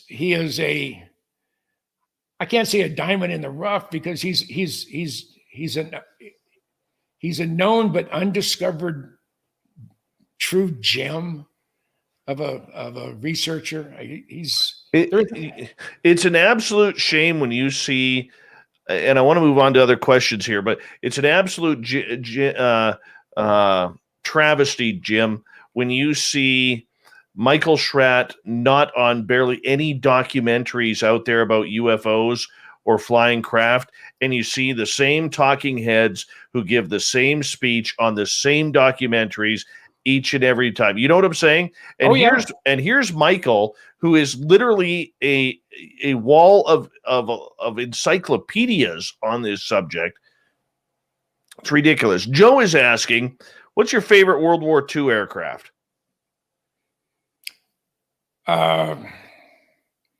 Everybody says the P-51 Mustang, but it came at the very, very end of the war. I'd have to say the Bearcat. That was a mean plane. The Bearcat? Yeah. Yeah, that's a big, huge radial motor on it. And and the P-47 Thunderbolt, I'd have to, and those two airplanes are, they both have radial engines, and they're both beasts. I mean, they're big, big airplanes. But the P-47 was built by the Republic Iron Works, as they called it. The F-105 was built by Republic, and you could shoot at that thing all day long, put holes in it, it'd still come back. The A-10 is a Republic airplane. I've seen it with 100 some odd holes in the wings, one tail blown off, one engine blown up, and it still brought the pilot home. And they were able to fix it and fly it again. So World War II's favorite, P-47 and the F-6F Bearcat. See, I love the F-4U Corsair. Yeah. That was mine. Yeah. Those weird looking wings. Oh. And it's a real bear trying to get up, into the cockpit and to taxi that airplane, because you have this big, huge motor in front of you, and to get up in the wing, it's not an easy airplane to get in and out of for the first time. I sat in the F-2G that is at the Museum of Flight Restoration Center. That's they only built 10 of them. I think there's only 2 complete airframes in existence. It has a 28-cylinder R-4360, so it has 4,360 cubic inches at about 3,500 horsepower with water injection and turbocharge. I want to get back to UFOs here a little bit. And in regards to what we are seeing in the skies here that people are reporting, Jim, let's take the black triangles, for instance, because there's a lot of people out there who believe they are this mythical craft called the TR-3B, or there are people out there who believe they are of some sort of extraterrestrial descent. Where do you stand on this? I say I haven't seen them. I haven't seen good video. I've seen some video of them. Some of the stuff that was released on the pyramids that were flying and the Tic Tacs were pretty interesting. There's way too many people have seen and described the TR-3 as a triangle with the lights where they are. So, based on the hundreds, if not thousands of reported sightings from various people, I got to believe it's real. I mean, if people are seeing it, it's up there. Now, one of the problems we have today with your sophisticated little drones, this had to be in the very early 90s. Michael Dornheim, who was one of the featured technical engineers at Aviation Week, a guy we call Zero, Jim Bakos, and a few other people, we were going to build a UFO, and it was going to be about 10 feet across, we're going to make it out of mylar as far as the center bubble. That would be the lifting part that would fill with helium. And then we're going to put like 4 or 6 small little electric ducted fan motors on it and be able to fly it around. And we were going to take it out near Area 51 and do some photography with it. Unfortunately, Jim came home one day to find that his wife had emptied the house out, and she had been doing the books for his business, and he realized that she hadn't been paying the taxes or paying vendors for about a year. So he lost his business. So we never went forward with it. But now you look at the new technology. When I was at Sedona on the 4th, 5th, and 6th of June, a month and a half ago, I was there with the Garage UFO guys and Joe and Ben, and I just absolutely adore those two guys. But they had they had their camera guy who also has a very high def drone. And I was driving my Corvette around the area, and I had the top off, and I just got fried. Because I went back and forth about 5 or 6 times as he flew over me as I was coming into the area. So those type of things could confuse people if they were used for nefarious purposes. But they're real. I mean, people wouldn't be putting their reputation on the line, or being potentially being ridiculed for saying, "Hey, I saw a flying saucer. I saw a UFO. I saw a UAP." It's now, and this is sort of the times, I guess, that if a UFO, I mean, the United States government says, yeah, UFOs are real. Here's some video of them. Only the last few years, not going back to Roswell or not going back to the 1800s, when we had some real, some even more interesting stuff. They've acknowledged the fact that we don't know, and I really don't think the people that are commenting on them and that are part of the releasing of it, they probably don't know. But I have a feeling that people up the top of the food chain knows precisely what those things are and where they're from. And I have a feeling, and again, I may be wrong. It wouldn't be the first time. Just ask my ex-wives. But I think it's to the point now where nobody's going, "Oh my God," or "I'm terrified. Oh my God, we're being invaded by aliens from another world." I think possibly some of the reason why things have not been released over the decades or centuries, if you want to put it that way, is we may not be in charge of the dissemination of the information. But because so many people now have video cameras, high definition video cameras in their back pocket or their purse or wherever, or at the end of a stick, those things, you can't hide that anymore. So that's one of the reasons I think the federal government, and I'm really disappointed. I really thought the executive order that President Trump issued before he left office, that it required all federal agencies to release everything they had on UFOs. And they haven't. A couple of, 8 years, 10 years, 15 years of just primarily the Tic Tac and the triangles. So I think there's more stuff that needs to be released, but I don't think, are you kidding me? The Jim Goodall? Who's that? Joe or Ben? I can't tell. That's Ben from UFO Garage. Hey, when am I going to get a sniblet of what you guys shot in Sedona? Jim, I'm going to get you to hold on right there because we are going to go to break here at the top of the hour. We have James Goodall for another 30 minutes here on Spaced Out Radio. Then we're going to get to the Unbiased UFO Report, the Newswire, and the Thought of the Dave. Hour 3 is next. I'm going to get some water. I'll be right back. All right, Jim, I'm going to take a quick break here. I'll be right back. All right. See you, Jim. Hi, Ben. Hi, Ben. Hi, Ben.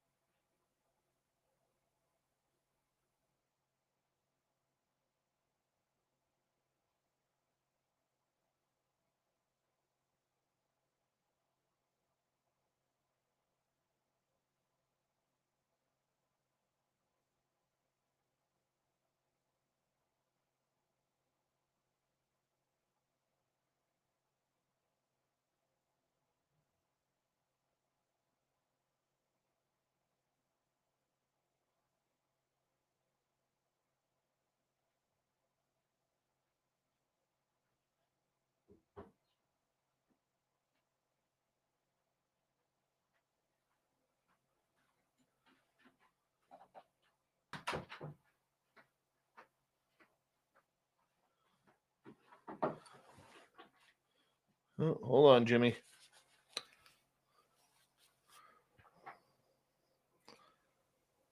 All right, now I got to get rid of this one. There we go. There you are.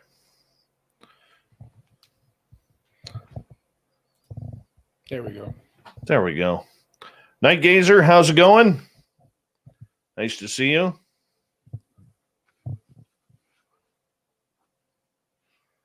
Yep. Jim effing Goodall here tonight, everyone. Jim effing Goodall. Yeah.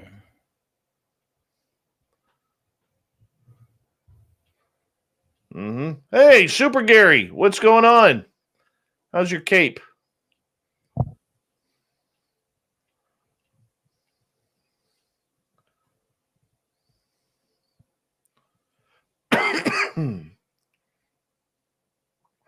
By the way, Gary, great work today, buddy. Great work.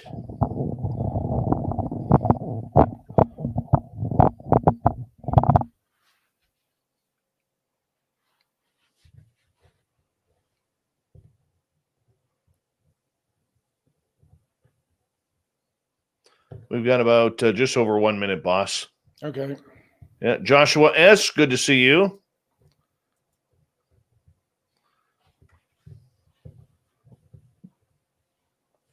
Oh. Justin S., what's going on?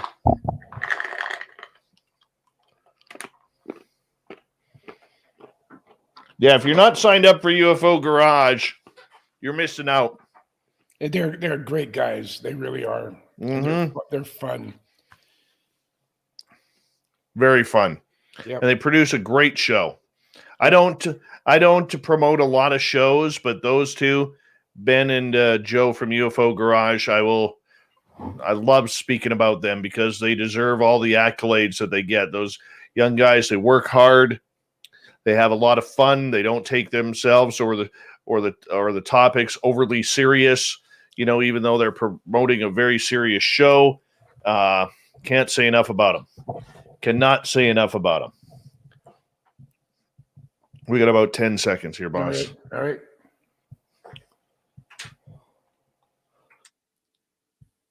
I mean, I'm always blown away of how fast the 2.5 hours go.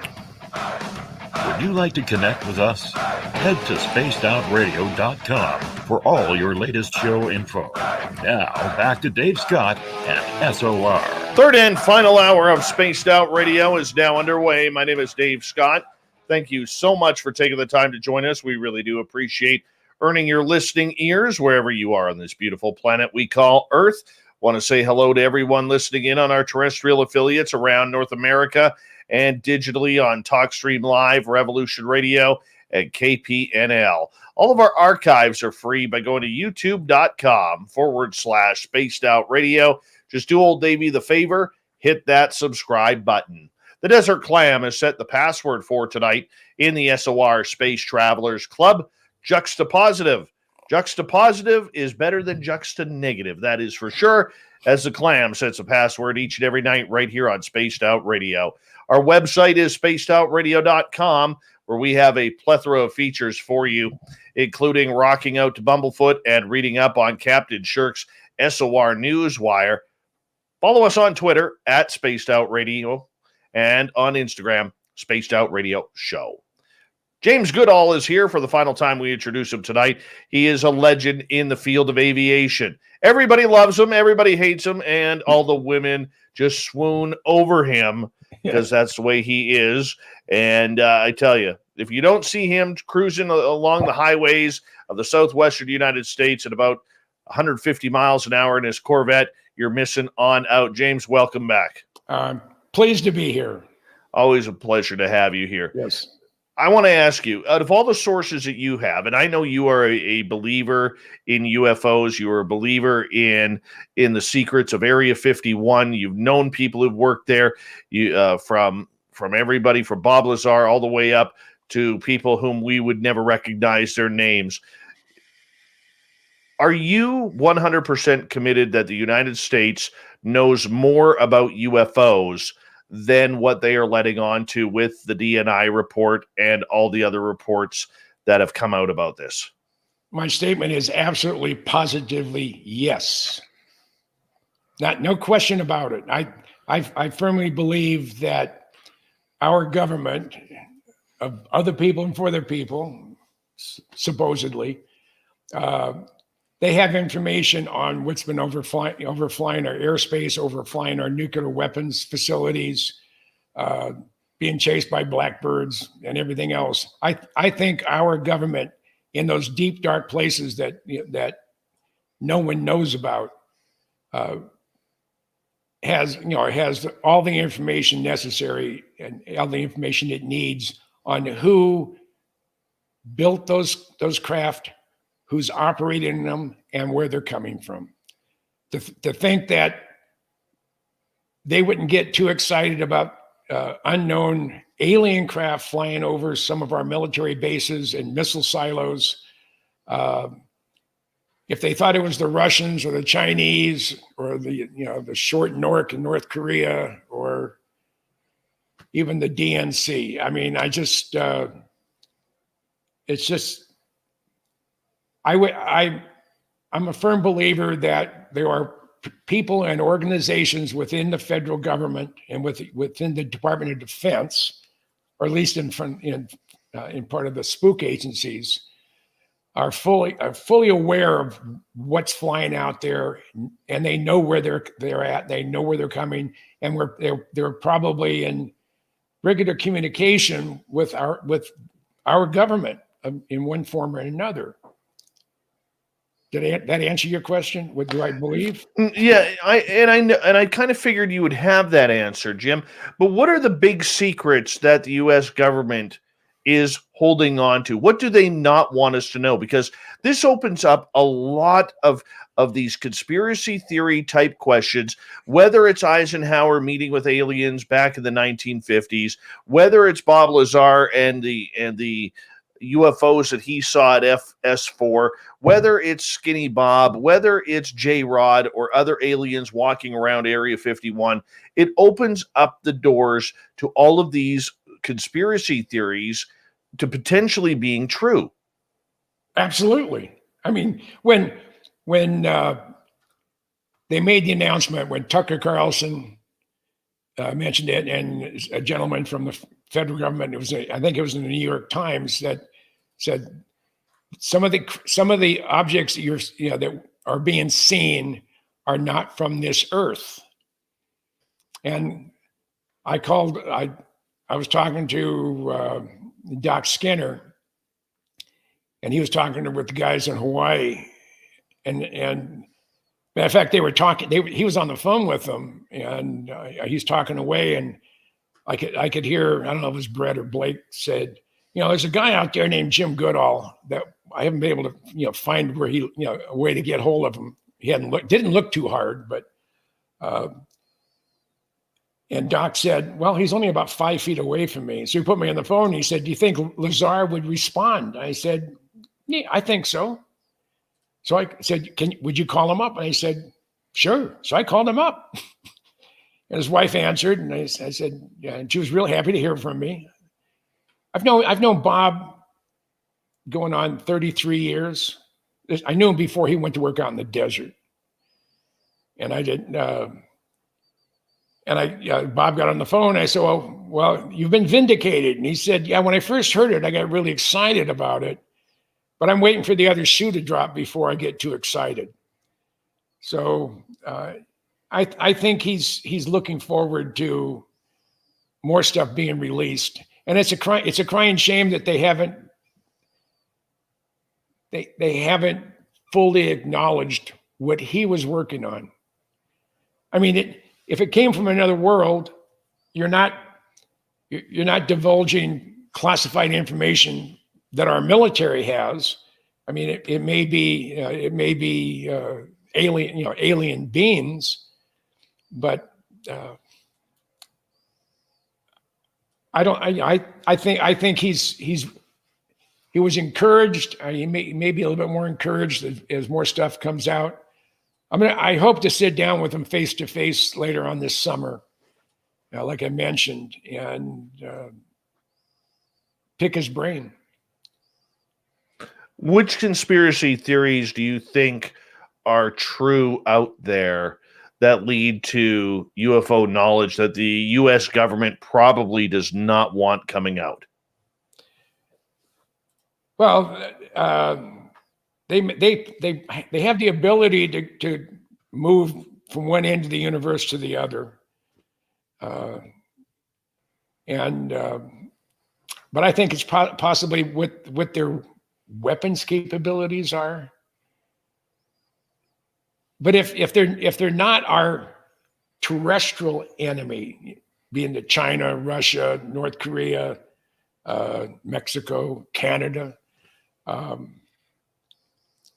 then I don't know what all this secrecy is about, unless our government and people within the UFO, the formal UFO community, I don't think they're in charge. I don't think they have the authority, if that's the right word, to divulge real specific information on unknown alien spacecraft. I think it would freak if all of a sudden they made the federal government were to announce that these are photos and interviews of aliens. This is their craft. They're from the other side of the universe, and they can come here in a blink of an eye because of their technology. I don't think we have the ability to release the information. I think it's being controlled under possibly very specific threats, whichever that may be. I don't know. I would love to be a little fly on the wall. Okay, let me ask you this: why Sure. continue, in your opinion, to hide Roswell? Because once you let the genie out of the bottle, you can't put it back. And if we recovered injured and dead aliens, and we have them on ice somewhere, and maybe they've been autopsied, like the autopsy video from 20 years ago, 30 years ago. I think if all of a sudden they would legitimize everybody's feeling, everybody's what everybody thinks really what happened in Roswell. I mean, to me, that would be fantastic. But again, we may not be able and may not be in the position to release that information. And they're really, I mean, depending on where you're, what kind of information you're trying to keep from the general public or the world in general. Take the Blackbird, for example, the CIA's version of the Blackbird. That wasn't acknowledged until 20 years after the program was retired. 20 years. It sat in the desert, covered with spray lat at Air Force Plant 42 from 1968 on. It was there at Palmdale. Yet they were sitting vacant in the sun. First they were in hangars, but then they finally moved them all out. And that's when I saw 9 cocooned blackbirds, looking through looking over the fence at Site 2 at Palmdale, at Air Force Plant 42. That was 1981. The program came to an end in 1968. So you have 70s and almost 20 years from the time the program started.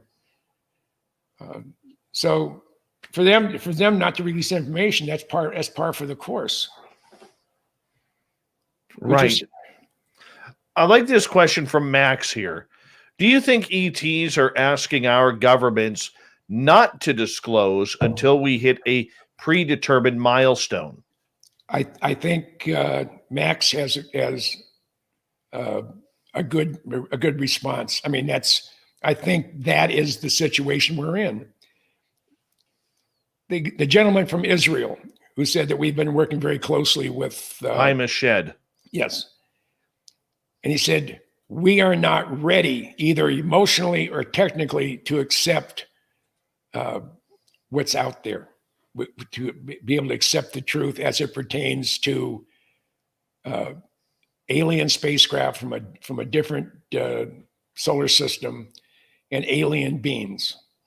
I mentioned it before, that the glue that holds most of the world together is the firm believer in a supreme being, whether it be Jesus Christ, whether it be Muhammad, whether it be Buddha, or Adam Smith for the Mormons and whatever. And if all of a sudden, all these religious icons that we've built our life around, our world around, all of a sudden, if the realization came that, well, these were really little gray men from Mars, I think people would go crazy. I don't think educated people, you and I, and most of the first world, or not most, there's a lot of idiots here.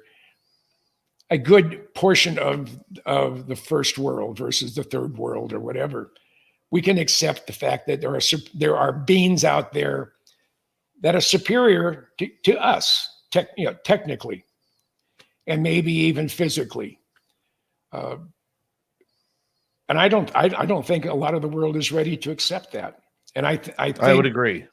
And I believe that the gentleman from Israel, when he basically said the same thing, that we are not ready for disclosure. And I hope I live long enough to actually see something happen. And I have a feeling, I felt this, for the last couple of years now, that we're getting real close. We're getting real close to the poop hitting the fan as far as disclosure goes, and what the aliens have in store for us. Because if they can fly across the universe, not just the solar system, but the universe, then they have the ability and the power to do whatever they want with us. If they want, and Dr. Stephen Greer feels that, and I had a chance to meet him here back in April, I think it was. His firm belief is that if the aliens, and I believe there's multiple different species that are from different places, if they were hostile towards us, they would have eliminated us a long time ago. We're a beautiful planet, but if all of a sudden there were no humans left, it would be a better place. And I think that's one of Bill Gates' dreams too, is to reduce the population of the United States to never know. 500 million people. It's on YouTube. I mean, right. My gosh. Right now, he's got to figure out a good divorce lawyer. Oh, and I don't think he had a prenup. Probably not. Yeah. Probably not. James Goodall is our guest tonight on Spaced Out Radio. We got him till the bottom of the hour. When it comes to extraterrestrials, do you believe that we have bodies, or we are working with extraterrestrials right now at secret bases like Area 51? Not at Area S4, yes. Possibly at Wright-Patterson, and possibly at Dugway and a few other places. Yes, absolutely. And I would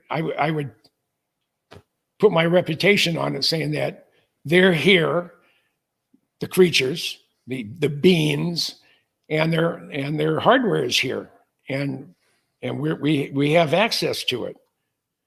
So yes, I haven't. I think I was married to one, but I've never met an alien. I was out of Tippecanoe Valley, which is due east of Area 51. I'm near the black mailbox. This is 1993. It was a crest, just a sliver of a moon, and as it went behind the Papoose Range, I'm standing out there, and it's so dark I can't see my feet because my eyes hadn't adjusted. And I said, "Okay, I'm going like this. And if you can read my mind, through telepathy, whatever, I want to be abducted, but I want to be able to bring my camera." And I sat there probably a good hour and a half, watching the sky for one, and hoping I would see something. And people said they've seen stuff in Tippecanoe Valley, and if they're flying out of S4 or they're flying out of Area 51 or anywhere in the Nevada desert, there should be some evidence of them flying at night. And that's what I was hoping for. So nothing happened to it. I'm disappointed because I really want to see one. I believe I'm a firm believer in they're real. I'm a firm believer that they're here. And I would like to have a first-person interview with one of them, or multiple ones. Come meet Samantha Mowat when you come up here. Pardon? When you finally come up to British Columbia next year for the Abbotsford Air Show in 2022, you're going to come up to my place, and I'll introduce you to Samantha Mowat. Okay, that sounds good. She'll get you some aliens.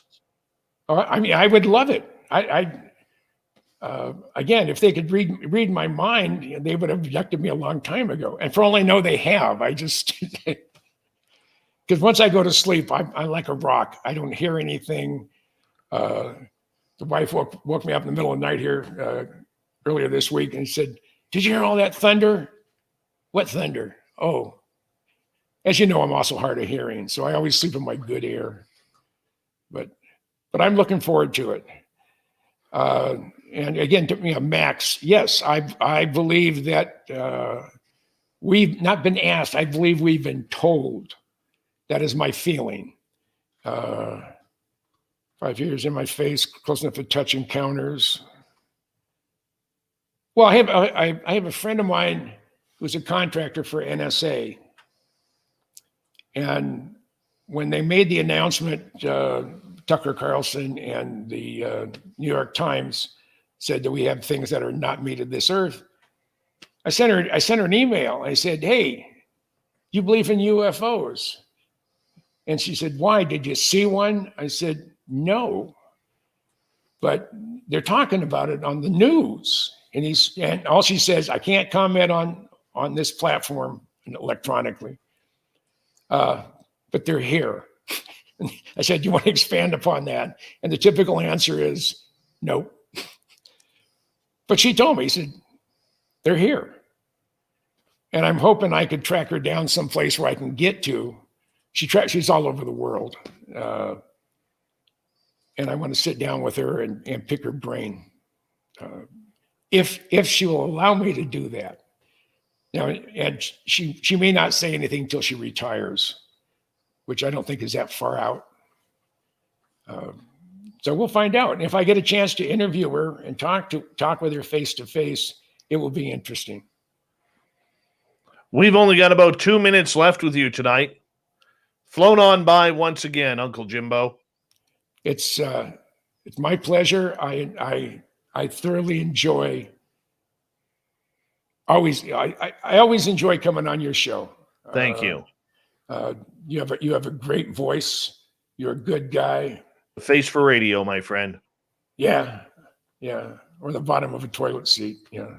One of the two. Yeah. I either work for me. I'm okay. Yeah. So it's been fun, and I'm absolutely amazed where the time just goes poof. Tell our audience what you're working on right now. I'm my 75 years of Skunk Works came out in June, and I'm working on I call it Admiral Hyman Rickover's dream, a nuclear navy, and I'm going to do a book covering all 254 plus nuclear powered submarines that have been built for the United States Navy, starting with the Nautilus, going all through all the fast attacks, going in the SSBNs, which is your ballistic missile subs. And they had the 41 for Freedom, and then they have 18 of the Ohio boats, and then the new Columbia class. And I'm working on it, but I had a brain fart yesterday or day before yesterday. I inadvertently misplaced or erased a file folder with 1,200 photos in it. I have to resurrect it all. And these are all, I had spent multiple hours on Photoshop cleaning them up, leveling them, cropping them. So everything was, perfect for the book. And all of a sudden, poof, they disappear. Wow. Yeah. Wow. Well, my friend, anytime you want to come on the show, you are always more than welcome to just hit me up and say, "Hey, I want to come on," and we'll get you a date. Not a problem for that, my friend, because you always deserve it. You really do. James Goodall's books can be found at any major bookstore in North America, and of course online at all online retailers. Go get the hard copy, though. They always smell so much better when you get them from a bookstore. Yeah. That is for sure. Jim Goodall, everyone. Coming up next, we have the Unbiased UFO Report.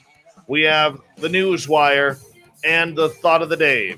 Stay tuned. Spaced Out Radio continues right after this.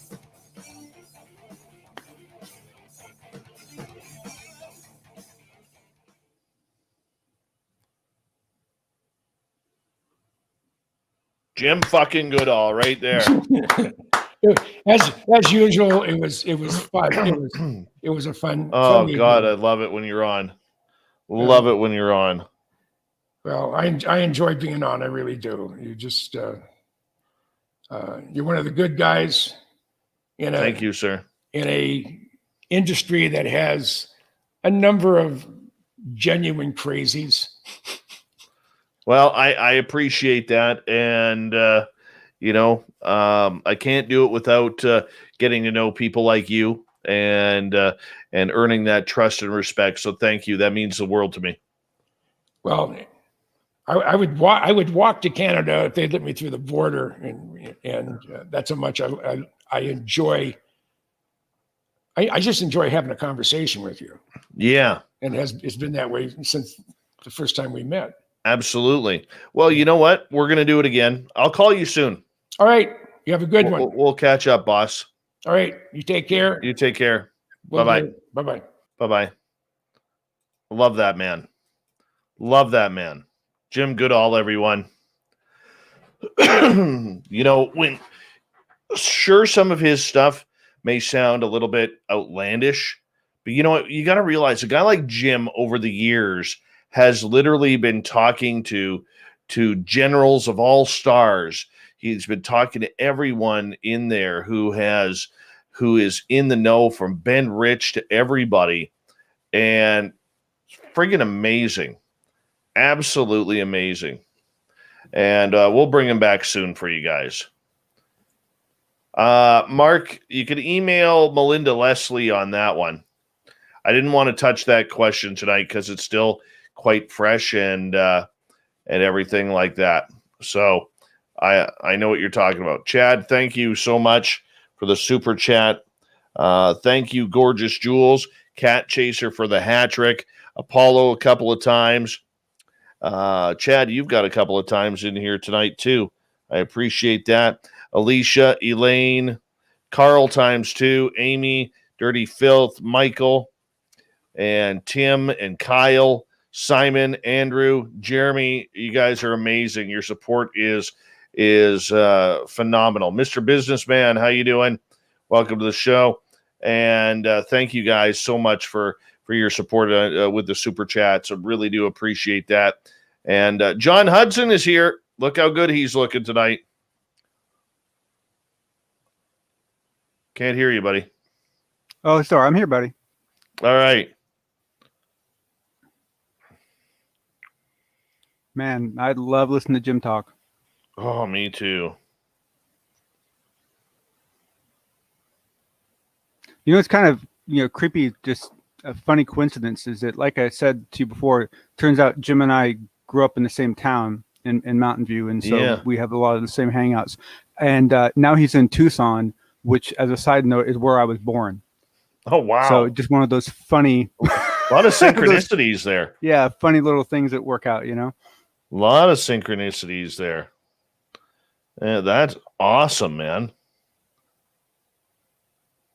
Yeah, and it's funny because I don't remember it. The only time I've ever been to Tucson was I had to go out to a place called Fort Huachuca, which I don't recommend anyone ever visit. It's in the middle of bloody nowhere. But you got to fly into Tucson to drive out to Fort Huachuca. And that's actually my only memory of ever being there because my parents left when I was like a year and a half. I have no memory of it. Wow. I would love to get it. See, you know what? A lot of people love flying places because obviously you get there much faster. I love flying too. But I can't wait for the days when I can get a motorhome and just start traveling and visit all of these small little places. Or have you done it by train? Train's another great way to do it. You mean, it's amazing some of the tracks. I mean, you take the Southwest track and you go right through Santa Fe. You go right through all these old places. I mean, it's beautiful. Right. Thank you, Jeremy, for the super chat. Really appreciate that. Look at Beverly here, eh? John M. effing Hudson in the house. That's awesome because actually my middle initial is M, so that's actually quite suiting. PBR, are you drinking the Aqua Velva again? And what do you want me to do, PBR? Are we getting cranky again? All right. We talked about Bob Lazar twice tonight. You missed the first one. You didn't hit the second. Okay. I'm not going to all of a sudden stop. Well, hold on. We got to grill you here. Got to grill you. PBR wants me to grill you. It's not our type of show, man. Especially because Jim's been always very forthcoming with his information about Bob.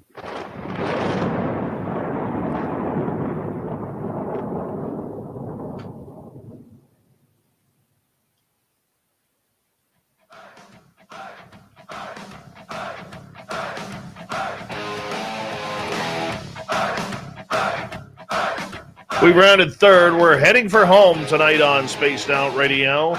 My name is Dave Scott. Thank you so much for taking the time to join us. Really do appreciate earning your listening ears wherever you are on this beautiful planet we call Earth.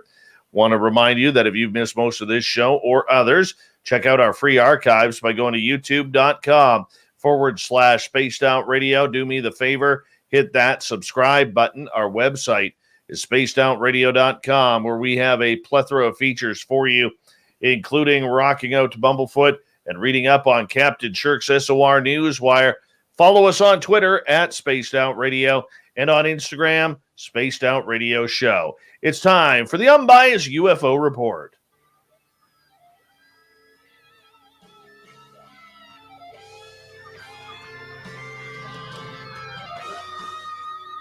Yes, this is where we are joined by our resident UFO researcher, John Hudson, to come on in and discuss everything that is going on in the UFO world.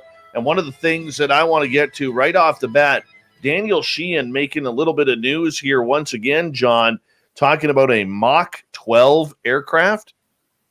Yeah, so this is one of those things that if you don't listen to all of his interviews very carefully, he loves to drop these little nuggets that are really quite shocking if you know the history. And one of them is that he was temporarily given a Q clearance by a judge once, which is completely unheard of in my knowledge.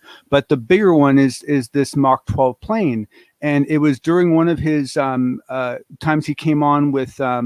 I believe it was Grant Cameron, or I think it's actually under Gary Voorhees' channel where they did a panel. And he came on and he was talking about how he was learning about different programs, partly because he wanted to find out whether any of them came close to any of the capabilities we were seeing in the skies. And one of the things he claimed point blank that he was briefed on was a crazy Mach 12 plane. And the thing I found interesting about this is that Mr. Sheehan's not a technical man. And so when he gives technical details, it's usually because he's repeating what he heard. And what he specifically said was that that plane reached supersonic speeds, and then it releases a rare gas into the outside air of the plane, which is then detonated by the shock waves that are shaped specifically to then propel that plane to Mach 12. And that as a result of being able to fly Mach 12, it can basically lay all of its nuclear arsenal across the surface level of a country like Russia in about 2 minutes. Wow. By my calculations, it can be anywhere in the world. It can leave the United States, be anywhere in the world within 90 minutes. And he claims that he saw pictures of the plane and he was briefed on the plane by someone official. Blew my mind. Where do you think this aircraft is based out of? Oh, I never understand why people have trouble guessing on that. Like, the United States has, I think we have more bases outside of the U.S. than most other countries have bases inside their own countries. We have bases everywhere. I mean, just Diego Garcia alone, all the DOE sites where they bury all the nuclear waste. You could stick a whole fleet of planes in those underground areas. There's so many places you could hide these planes, especially if you can go Mach 12, so it doesn't care. You don't care where it launches from. It could be launching from anywhere and still get to its target within 90 minutes. I'm just trying to figure out exactly what a couple of our listeners have said in the chat room. How does anybody survive flying at Mach 12? Well, what's interesting is what you would need an inertial mass reduction device, which, as a side note, is exactly one of Paez's patents that everyone likes to poke at. As a side note to our previous conversation with Jim, another one of Paez's patents is on a compact fusion reactor, which is an improvement on Lockheed's design, which has gotten all sorts of positive feedback and accolades. And that patent is very well respected, and I believe works into the program that Jim was talking about. Incredible. Nothing to do with the Aurora, a completely different new aircraft. Well, this is the question, and that's the other thing that one of these days I'm going to ask Jim about, because an MOD release was given a couple months ago where they showed pictures of that triangle craft, the same one that Nick Pope claimed he had a poster of in his office that disappeared. And in the document that surfaced, they specifically mentioned the Aurora program as being one of the projects that is marked for non-conversation, non-dissemination, repeating within their world. I forget they have a technical term for it. It's something, I think, Delta 12 or something like that. I forget the exact term. It's in the document I sent you. And they basically said point blank that there is a plane called Aurora that is marked, U.S. top secret, that no one's allowed to talk about. And in that same folder was a photocopy of that triangle craft that was on Nick Pope's wall. So that implies that plane is Aurora. Now, we didn't see the plane that Danny Sheehan saw, but he did say it didn't look like a plane. It looked very, very weird. And so it's possible that the plane Danny Sheehan was talking about and the Aurora are the same thing, because it is somewhat unlikely that you would have two completely different Mach 12 programs. Unbelievable. I mean, can you imagine? And I want to believe this so bad, John, but can you imagine if this was 100% true, that it was out there in the public? Wow. I'll be honest with you. I personally, I don't believe that I believe what Danny Sheehan said, because my understanding is that he received that information in a somewhat he didn't say this specifically, but the way he told the story, I got the impression he got this information in the pursuit of his job, like in a case he was working on. And so it was offered to him. It wasn't something he poked at. It was said, oh, well, this is one thing we can share with you, right? And so is it possible that they were lying to him? Sure, absolutely, right? But those are some weird specific details to give a lawyer, right? Releasing a rare gas into a formed shockwave. I mean, how does a plane even survive the detonation of the gas, let alone the pilot inside? And why even have a pilot? You couldn't see anything anyway. Going Mach 12, you're not going to be able to see anything. The world's going to be going by so fast that, I mean, you'll be like that Quicksilver character. I mean, it would be insane. I don't even know how to think about that. Let's move on to our next topic here tonight on the Unbiased UFO Report. J.J. Abrams, who's known for Star Trek and Star Wars 7 and 9, has got a brand new 4-part UFO show on Showtime. Tell us about it. Yeah, so a couple of us heard rumors about this, so it wasn't a total shock, but the fact that it's so far along at least was shocking to me. There's a trailer out that you can watch, and I believe, I don't remember off the top of my head exactly when they said it's going to be released, but it's going to be soon, and essentially it's going to be on Showtime only. So it is part of his contract that he has with I think it was Warner was who he signed the contract with. Essentially it's going to be a 4-part. And what's interesting is that his work is more of a standard documentary, whereas the other big project that HBO is doing, that is going to be a fictionalization of the story, where they're going to tell the story of Christopher Mellon, Louis Elizondo, Leslie Keane, probably Ralph Blumenthal, a couple others, and they're going to actually stitch it together as a story and try to tell the story of what happened. But our understanding is that they're going to use actors and it's going to be fictionalized, whereas what Abrams is doing is more of a classical documentary, but done with his level of gravitas, his level of finesse. I did see one of the previews, and it involved Kevin Day. Yep. And Gary Voorhees, who Kevin Day good. and Gary Voorhees were both on the USS Nimitz back in 2004. And it was Kevin Day who actually called on the jet fighter pilots like Alex Dietrich and David Fravor to go intercept the Tic Tac aircraft. And Kevin is still a little messed up over that. And I don't say that to be, trite about him or anything like that, but this has affected him big time. No, it's an important thing to point out because it has, and he handles it very well, and he has nothing to be ashamed of. What he went through, especially from where he came from, would actually do much worse to most people than what it's done to him. But it's important to point out what it has done to him because it helps all of us empathize with other experiencers. So what do we expect from this? Are we going to see the same talking heads, saying a bunch of nothing? Because usually what happens when somebody steps into the UFO world, they don't bring in a lot of new voices or new faces. They always bring in the same faces every time, whether it's Nick Pope or Richard Dolan, and nothing against those people. But, there's not a lot of fresh blood in there. Yep. No. And I think there's a good chance that the way Abrams looks at it is that he's breaking that mold by essentially bringing in Kevin Day and Voorhees and others who, are not, classically major players in the UFO community. I don't know. I mean, my challenge with it is it even like, let's say he got some original footage, right? I mean, he's got connections. I mean, who knows, right? So let's say he gets some original footage and he shows it. Who's going to believe it? This guy made Star Wars and he made Star Trek, right? I mean, it's like this guy's good at creating fantasy on the screen. So I really don't know if it's going to have the same kind of weight that it would by someone else. So I think ultimately it's going to be a very pretty package.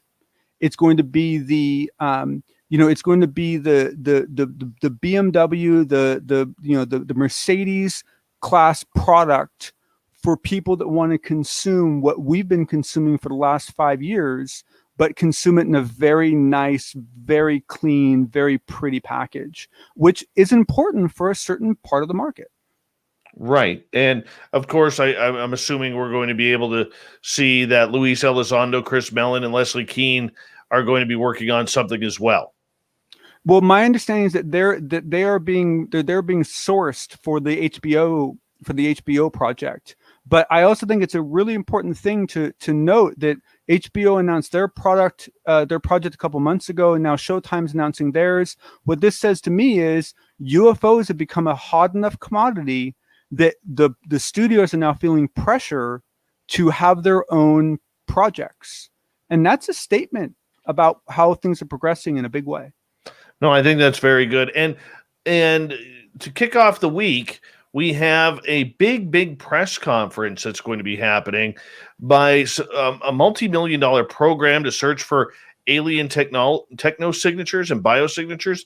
What's this all about? Yeah, so this one caught me off guard, and although I think it was supposed to, and the kind of money they're talking about, I have to guess that that famous Russian individual Yuri, I apologize, I can't remember Yuri's last name, but he's the one that was helping funding the Breakthrough Project.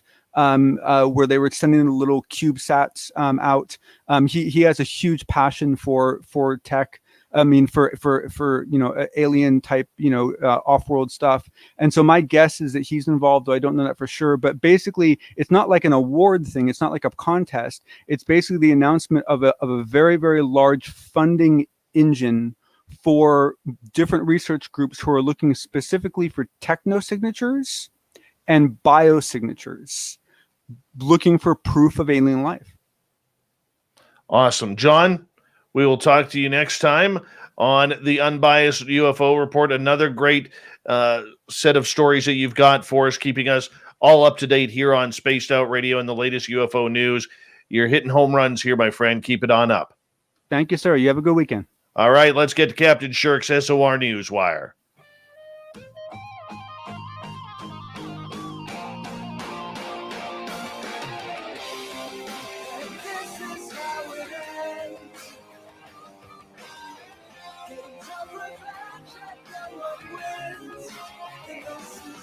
The news is always changing, which is why we bring you the SOR Newswire at the back end of every show, where we get to the weird, the wacky, and sometimes the disappointing, and we get to be disappointed at Jeff Bezos. Why? Despite flying to the edge of space, Amazon founder Jeff Bezos does not qualify for his astronaut wings after the U.S. Federal Aviation Authority tightened its rules. Bezos and the crew of Blue Origin took off from their base at Van Horn, Texas at 9:12 a.m. Eastern this past Tuesday, and the 52nd anniversary of the moon landing. They ascended for 4 minutes before floating autonomously on New Shepard rocket booster, separated, leaving them floating at zero gravity for 4 minutes. It is the autonomous portion of the space flight that will see Bezos, his brother Mark, Wally Funk, and Oliver Damon miss out on their FAA-approved wings. In order to qualify, they have to make a contribution to the flight and to human space flight safety while traveling beyond the 50-mile mark defined by the FAA. It is possible Wally Funk may be given honorary astronaut wings by the FAA for demonstrating an extraordinary contribution to human space flight. Even if Bezos doesn't get his wings, it doesn't take away from them going into space, as Blue Origin's New Shepard easily passed the 50-mile mark. This made Bezos is the richest man to go into space. Wally Funk is the oldest, and Oliver Damon the youngest at just 18 years old. So far, only Virgin Galactic pilots flying the space plane from the cockpit and Chief Astronaut Bess Moses, who flew solo in the cabin on a test flight, have been awarded the new commercial FAA astronaut wings. Nobody from Blue Origin qualified, with Blue Origin New Shepard spacecraft controlled entirely from the ground with no input from the crew on board. The FAA criteria was not met. This could put the entire space tourism industry in doubt, experts predict, as passengers on the various spacecraft wouldn't get their wings. It is possible a new category of space tourist or commercial astronaut is created to describe those who go into space purely as a passenger rather than crew or pilot. So in other words, you could spend $25 million to go up in space, and all you're going to get is the lousy t-shirt. Here's one locally. A wildfire attack crew looking for a newly started forest fire in Garibaldi Provincial Park, just north of Vancouver, didn't find a fire. Instead, they found a man who had been missing in the rugged backcountry for a couple of weeks. Squamish RCMP say the hiker missing in the park for 2 weeks was found safe. 33-year-old Daniel Ring they started searching for him on July 9th. Brian Zandberg, an information assistant with BC Wildlife Services and Coastal Fire Center, said a 3-person crew and a helicopter pilot were on their way to investigate a report of a fire when they spotted the man. They saw somebody down on the ground, arms waving and signaling for help. The area where Ring was spotted is very remote. I can only imagine being lost for 2 weeks. I look at the map, and he was in Elfin Lakes, where they found him. It's quite a distance. Police say Ring had been dropped off in the park on July 7th for a solo trek and was reported overdue when he failed to meet up his plan. The statement from RCMP say there was a literal cheer in the detachment when members of the Coast Fire reported they had found the man. Corporal Angela Kermer did not provide an update on his condition, but police said they have connected him with his family. That's kind of cool. And let's see if we can sneak one or two more in here. I think we can. And let's go here. The Great Barrier Reef will not be placed on the list of World Heritage Sites in danger after a global lobbying effort from Australia against the proposed listing. The 21-country World Heritage Committee met and ignored a scientific assessment from the UN Science and Cultural Organization, UNESCO, that the reef was clearly in danger from climate change and so should be placed on the list. UNESCO will instead be asked to carry out a mission to the 2,300-kilometer reef in the coming months, and Australia will need to send progress reports to the agency by February 22nd in order to determine how the reef is doing at that time. And finally tonight, which one should we go to? Let's go to this one. Ernest Hemingway lookalikes are gathering in Florida to celebrate the life of the famed author and crown a champion impersonator. The Key West Hemingway Days kicked off with multiple bearded men wandering the streets in their apparel that most resembles the attire favored by the Old Man and the Sea author. The festival is scheduled to last through Sunday, with the top impersonator being crowned Saturday night at the Ernest Hemingway Lookalike Contest at Sloppy Joe's Bar, which was a favorite hangout of Hemingway during his time in Key West.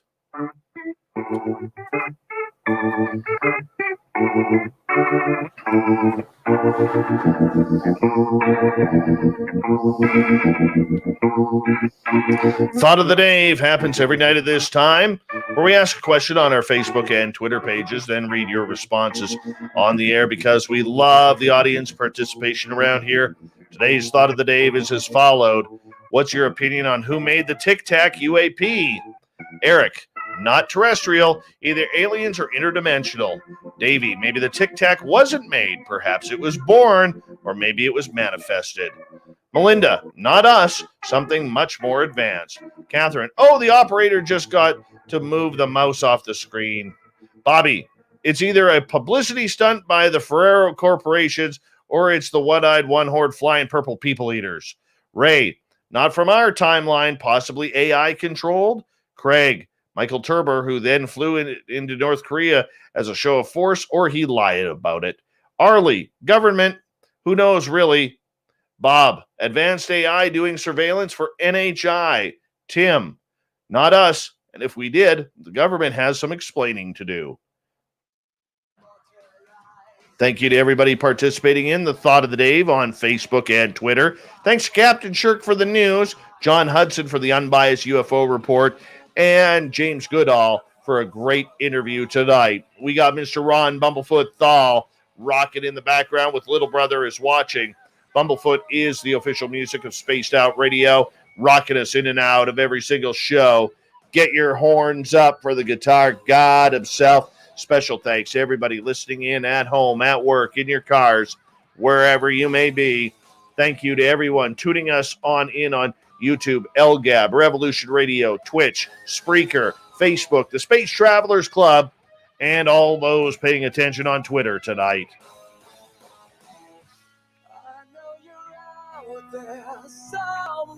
Remember, this show is copyright by Spaced Out Radio and SOR Media Ventures Limited. Thank you so much for choosing to share your evening with us, because together, my friends, say it with me, we own the night. Mr. Bumblefoot, we need a favor. We need you to take us home.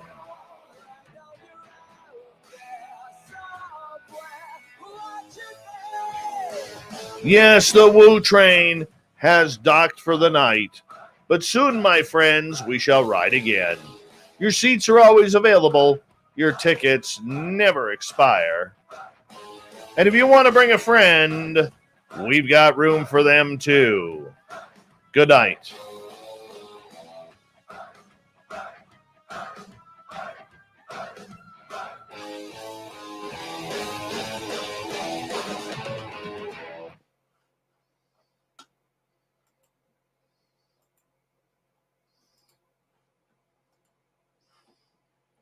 Who is timing out polar eclipse?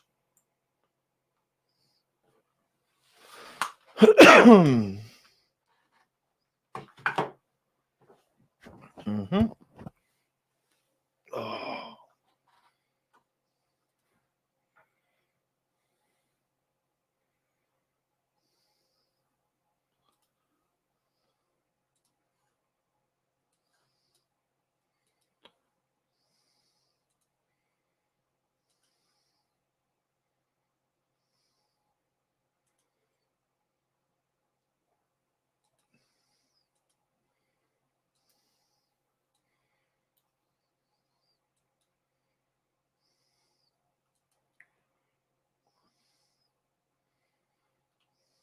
All right, just for you, Cat Chaser. I'm going to use some Mighty Moose beard oil tonight on my hair because Cat Chaser wants me to. She loves this part of the show. Now, you go to mightymoosebeard.com. Gary the Dutchman is going to give you a deal if you use promo code SOR 2019. Yeah, and you got to take advantage of that because Dutch people hate deals. They love getting them. They hate giving them. All right? They're definitely not Santa Claus. That's for sure. So all you do is you take this right here. You drop it into your hand like so. All right? Then you just grab it like this, and you massage it into the beard very nicely and gently. But there's still stuff on my hand. Look how oily I look. What am I going to do? Do I wash it off? No, you don't. You can put it in your hair as well. Ladies, this is also good for you, or men with great hair like Joe or myself. And you just massage it in. There's no chemicals. It's all natural. And it feels great, smells great, fully Canadian. Go on the website, mightymoosebeard.com. All the prices are in Canadian dollars, which means if you spend $20 American, you're literally getting like $85 worth of product. Literally. Yeah. So just massage it in. That's it. That's how simple it is. It doesn't get much harder than this. Oh, yeah. Give yourself a nice, little massage there. And go to mightymoosebeard.com. Tell Gary the Dutchman you want that use that promo code SOR 2019. All right. And you make it happen.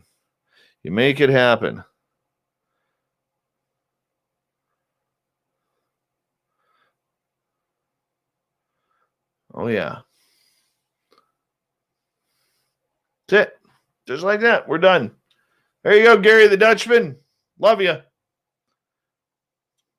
I'm not doing it to mock your baldness, my friend. Definitely not that. I would never do that. I could lend you some hair. I've got extra beards here if you want. Anybody needs a beard? I got a beard for you.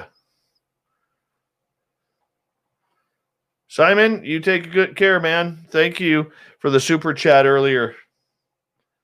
Appreciate that.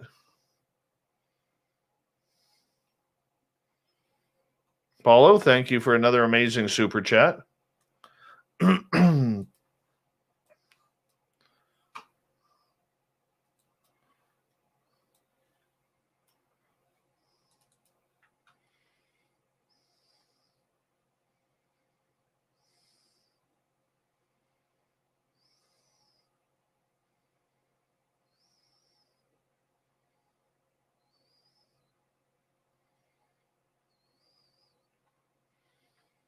Come on, get downloaded.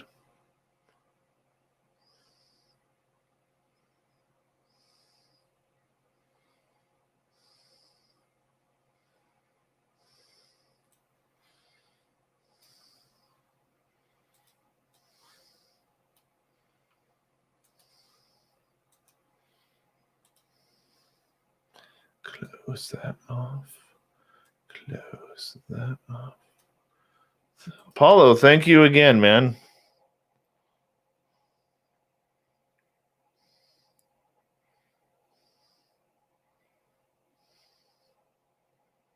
Wow. Thank you so much. It's really kind. Melinda Leslie, just Facebook her. She'll respond. Totally respond. Okay, I'll be right back, everyone. Don't go anywhere. There's 139 of you. I will take your questions when I get back. Please put them in capital letters, and I'll do my best to answer any questions you have. Give me like 3 minutes.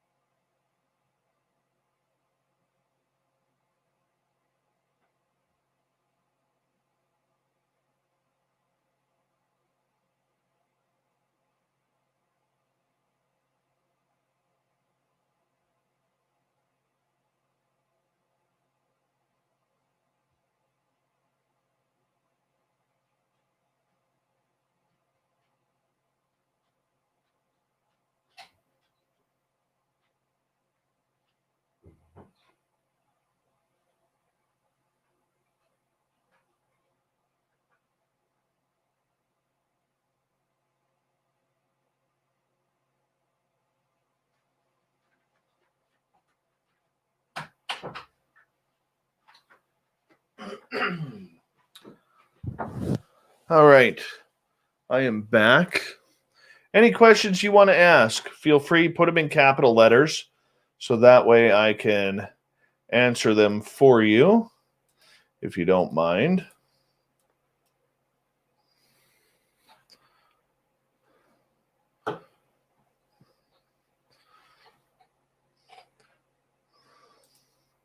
Dave, would you sit with me nose to nose in a pitch black room, do some holotropic breathing? Sure, I would. Why not? No tongue. That's all I ask.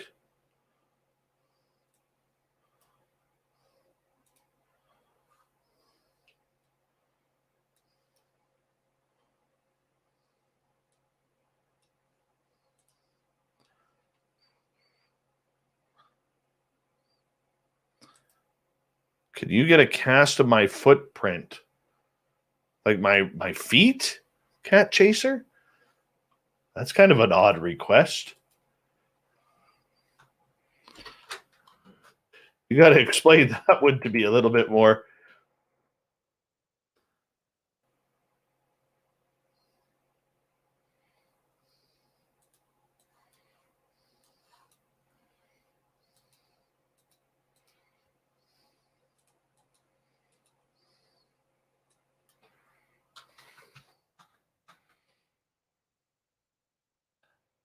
Oh, gorgeous Jules. You're married. You're married. Oh, my goodness. I can't answer that. All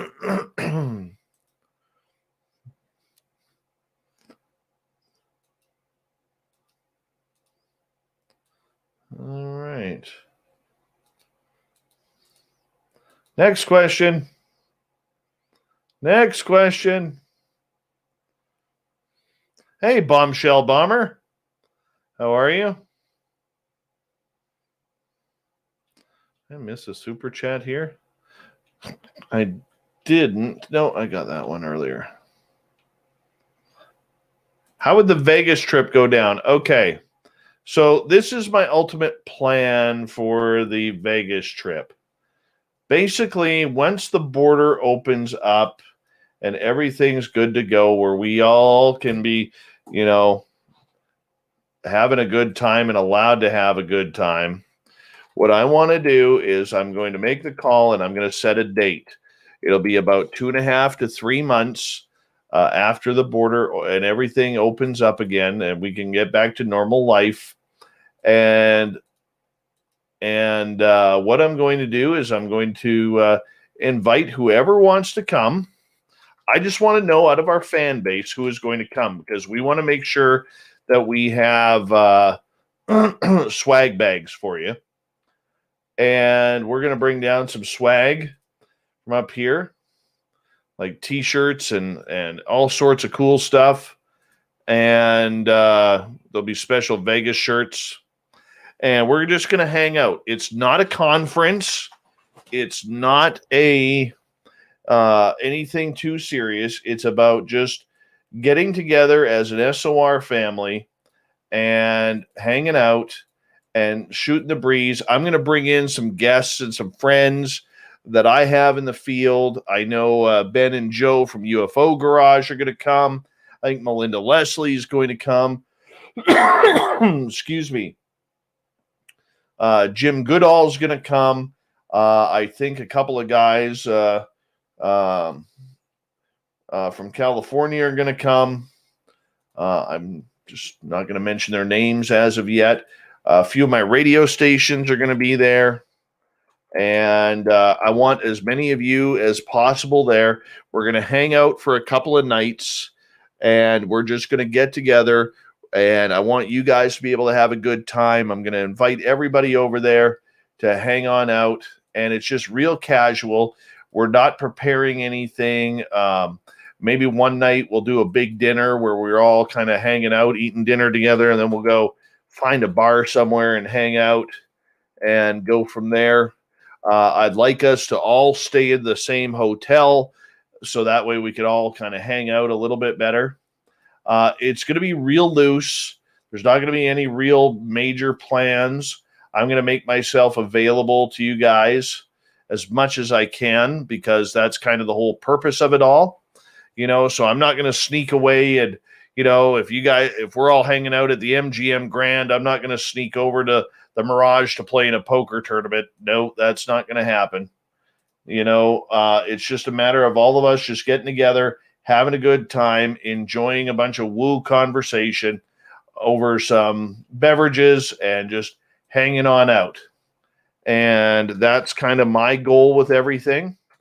And I want to make this an annual event. And if we get big enough, I'd like to make it a biannual event. But I want to make sure that I give you guys as much time as possible, because I know for a lot of us, myself included, we're going to have to save up for this because, let's face it, any type of vacation can hit the pocketbook a little bit. So I want to make sure that everybody's there, having a good time, relaxing, chilling out, having a few drinks, and eating some good food and talking about a lot of UFOs. And I want to try and make sure I'm gonna once we get everything solidified, I want to make sure that we could gather a list of people that I'm going to invite for you guys to meet and go from there. So that is the goal. All right. That is the goal.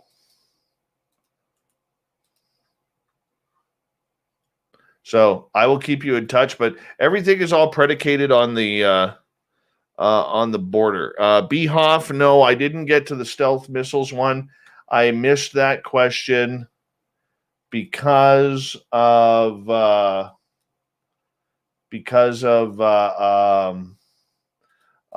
chat room skipped and I completely missed it. So you could blame me for that. 4 or 5? It's 5.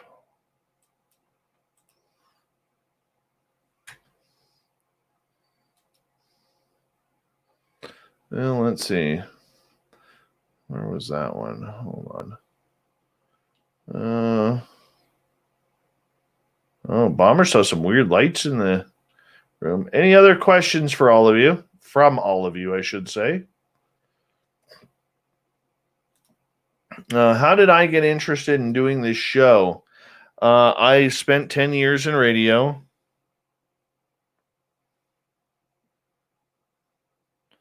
And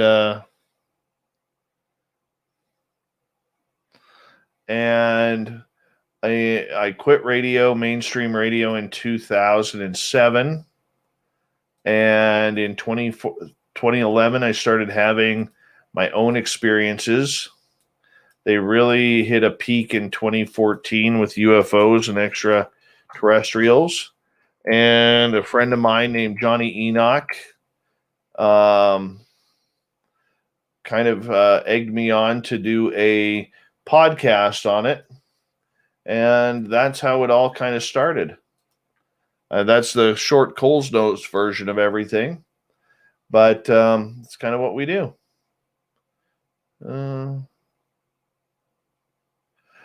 Susan, I'll get that taken care of.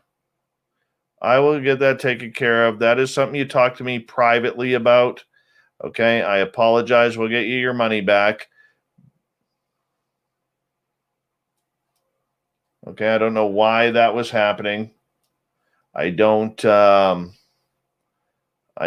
understand the whole PayPal thing. I don't take care of that. But if you have issues with that, you talk to me privately.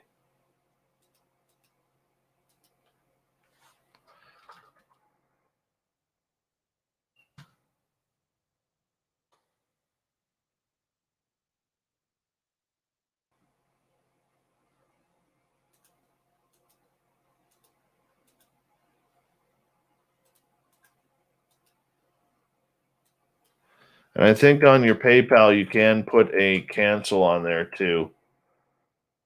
Do that right? Yes, I did.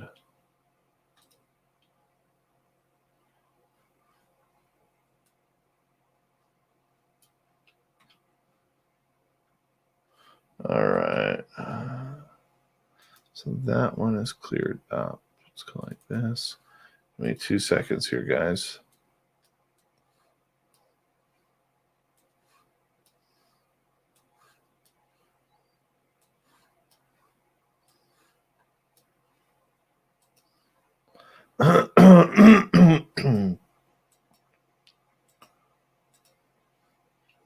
Hector, how you doing? Chief, what's happening? Do you think you can? Let me get it. Where'd that go? There we go. Do you think UFOs can hide out in deep oceans? I think they can do anything. We're learning that. We're learning that UFOs seem to be able to travel underwater, and that is being seen off the California coast.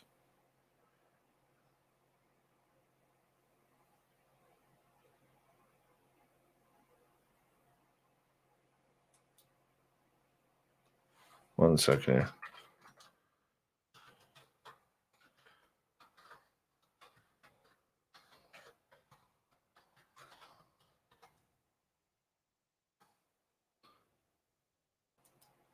And yeah, I do believe they're coming from space. I don't understand the interdimensional side that they're looking into with that. That's a little over my head.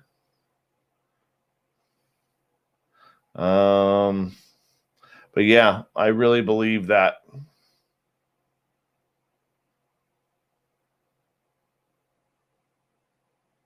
Hector, what's going on? Yes, Dick Daigle, you're drunk because it's draft weekend or coming up. And you're still sore that, 28 years ago,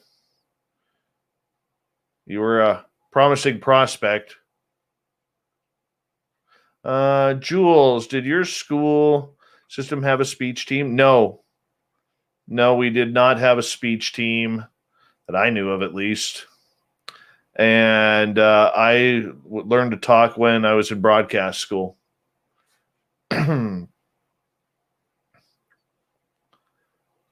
Thanks, FAP. Appreciate that.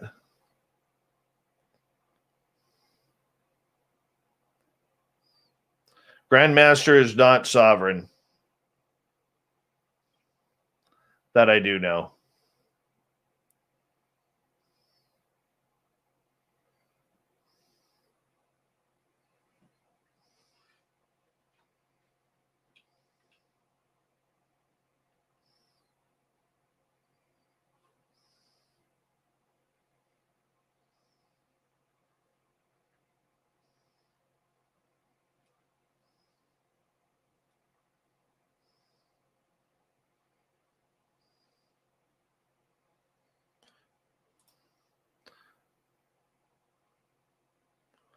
When I do the RFE thing, will I broadcast from the road from radio? No, man, I'll be retired when that happens.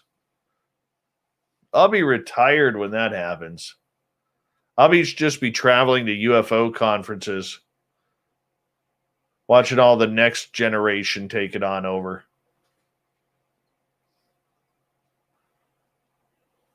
I'm still not a fan of that trade, Dick Daigle. Not a fan. I mean, that's the first time in franchise history that the Canucks have not had a first-round pick in 2 drafts in a row. Yes, they needed a defenseman. They shed a lot of garbage salary, especially that waste of money, Louis Eriksson. But what do you do? Am I going to have a contest to win some swag? Yes, once the new website, the new store is up, I will take care of that. And unfortunately, it didn't work out with my previous T-shirt lady and swag lady. That is a very, very sore spot for me. Very sore spot.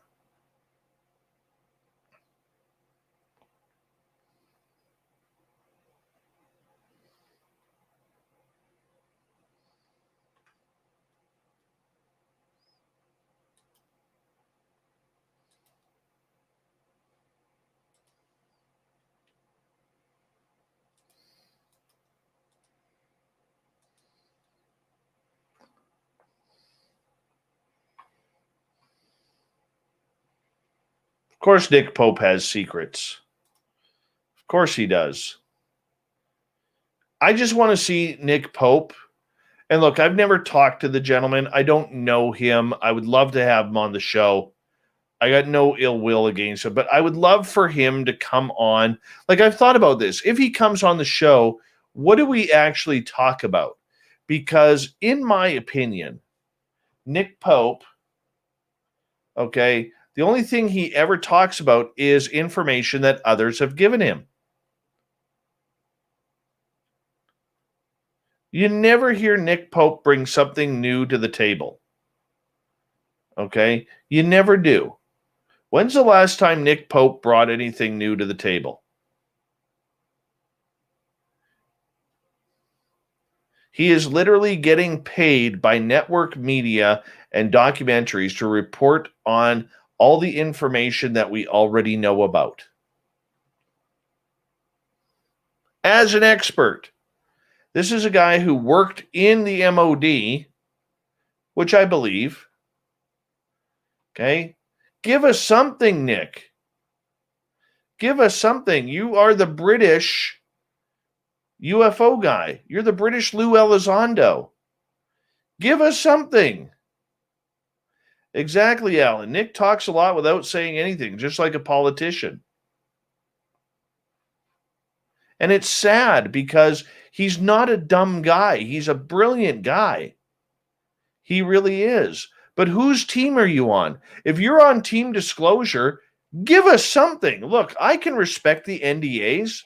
I can totally respect anybody who signs an NDA and says, look, I can't talk about that. Great. Not a problem. Not a problem whatsoever. You know, I agree with that.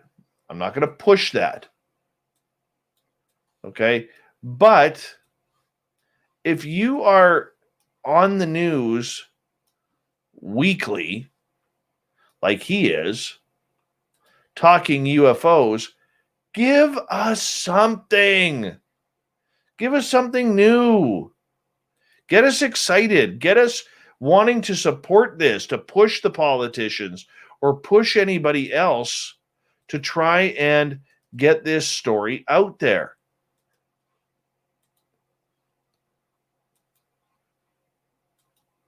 I mean, it can't be that hard.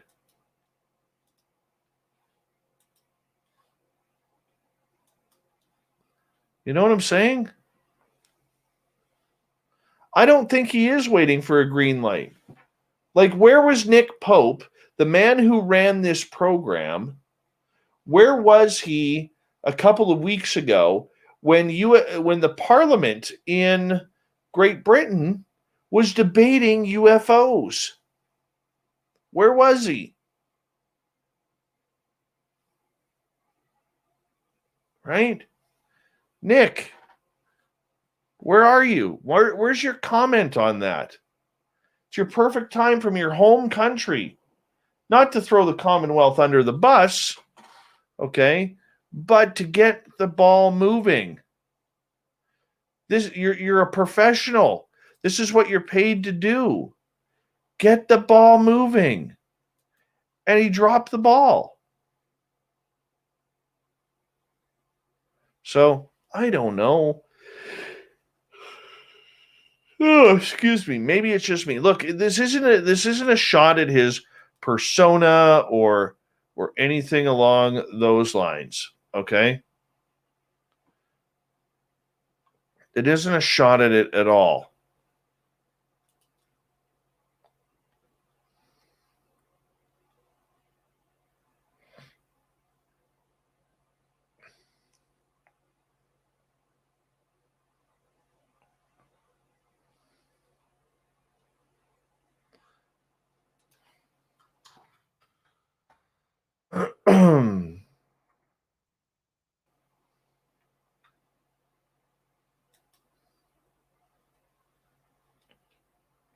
One second here. I'm going to do this.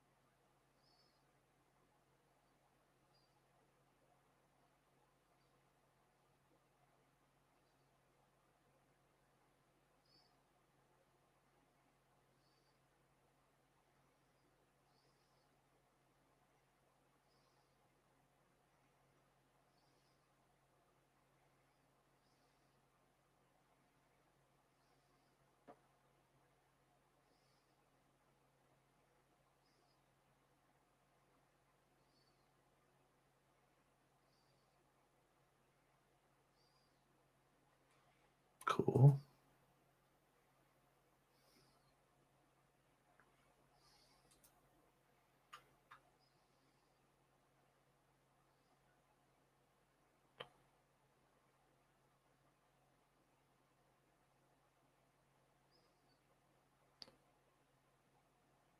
Hey, Rocket 9.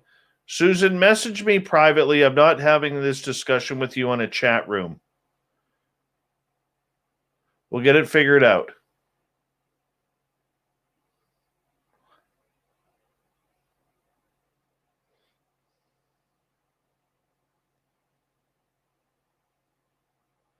Any other questions?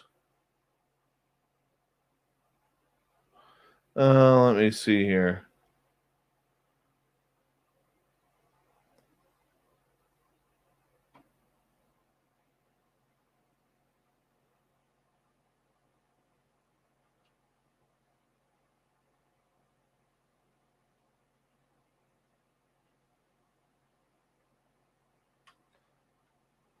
Tony, why did the government only look at 144 cases? I have no idea. I have no idea. I thought it would be a lot more, but maybe that's just from, the ones they wanted to admit to. Who knows? I mean, it doesn't make sense if pilot Ryan Graves was coming out and stating that the they were getting interaction almost every day they went out for flight training. I mean, that doesn't make sense now, does it?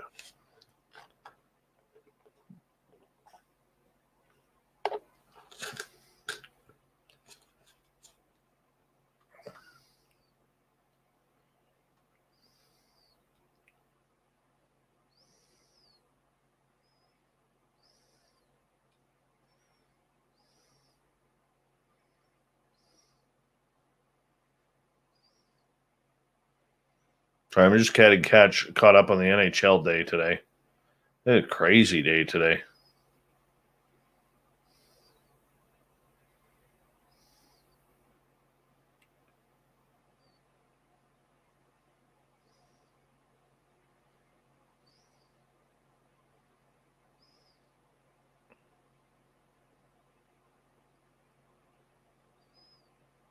Crazy day today.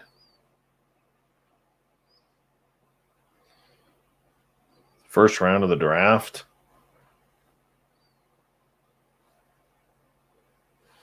All right, let's go open that up.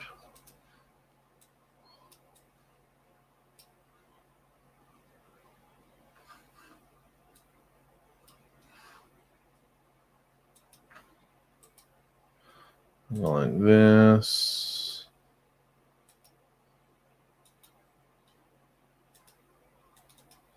Upload. There we go. Perfect.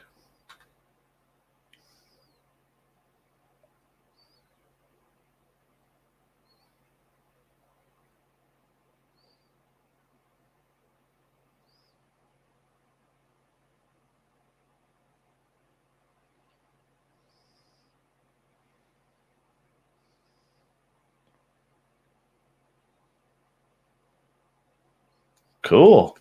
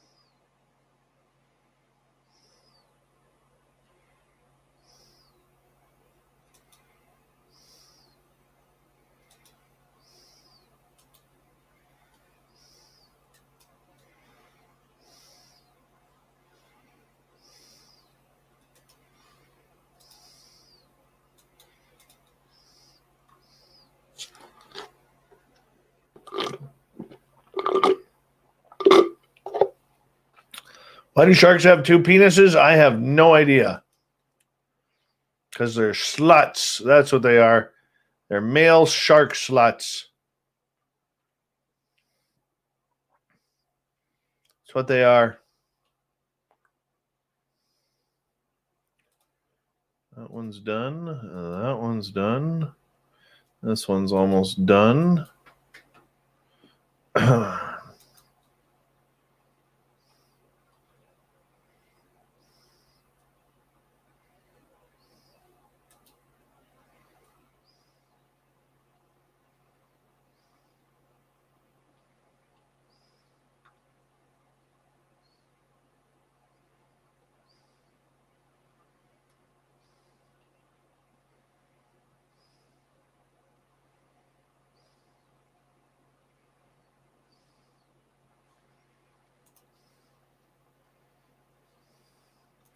All right. I want to say a big thank you to everybody who participated this weekend or this week in our show.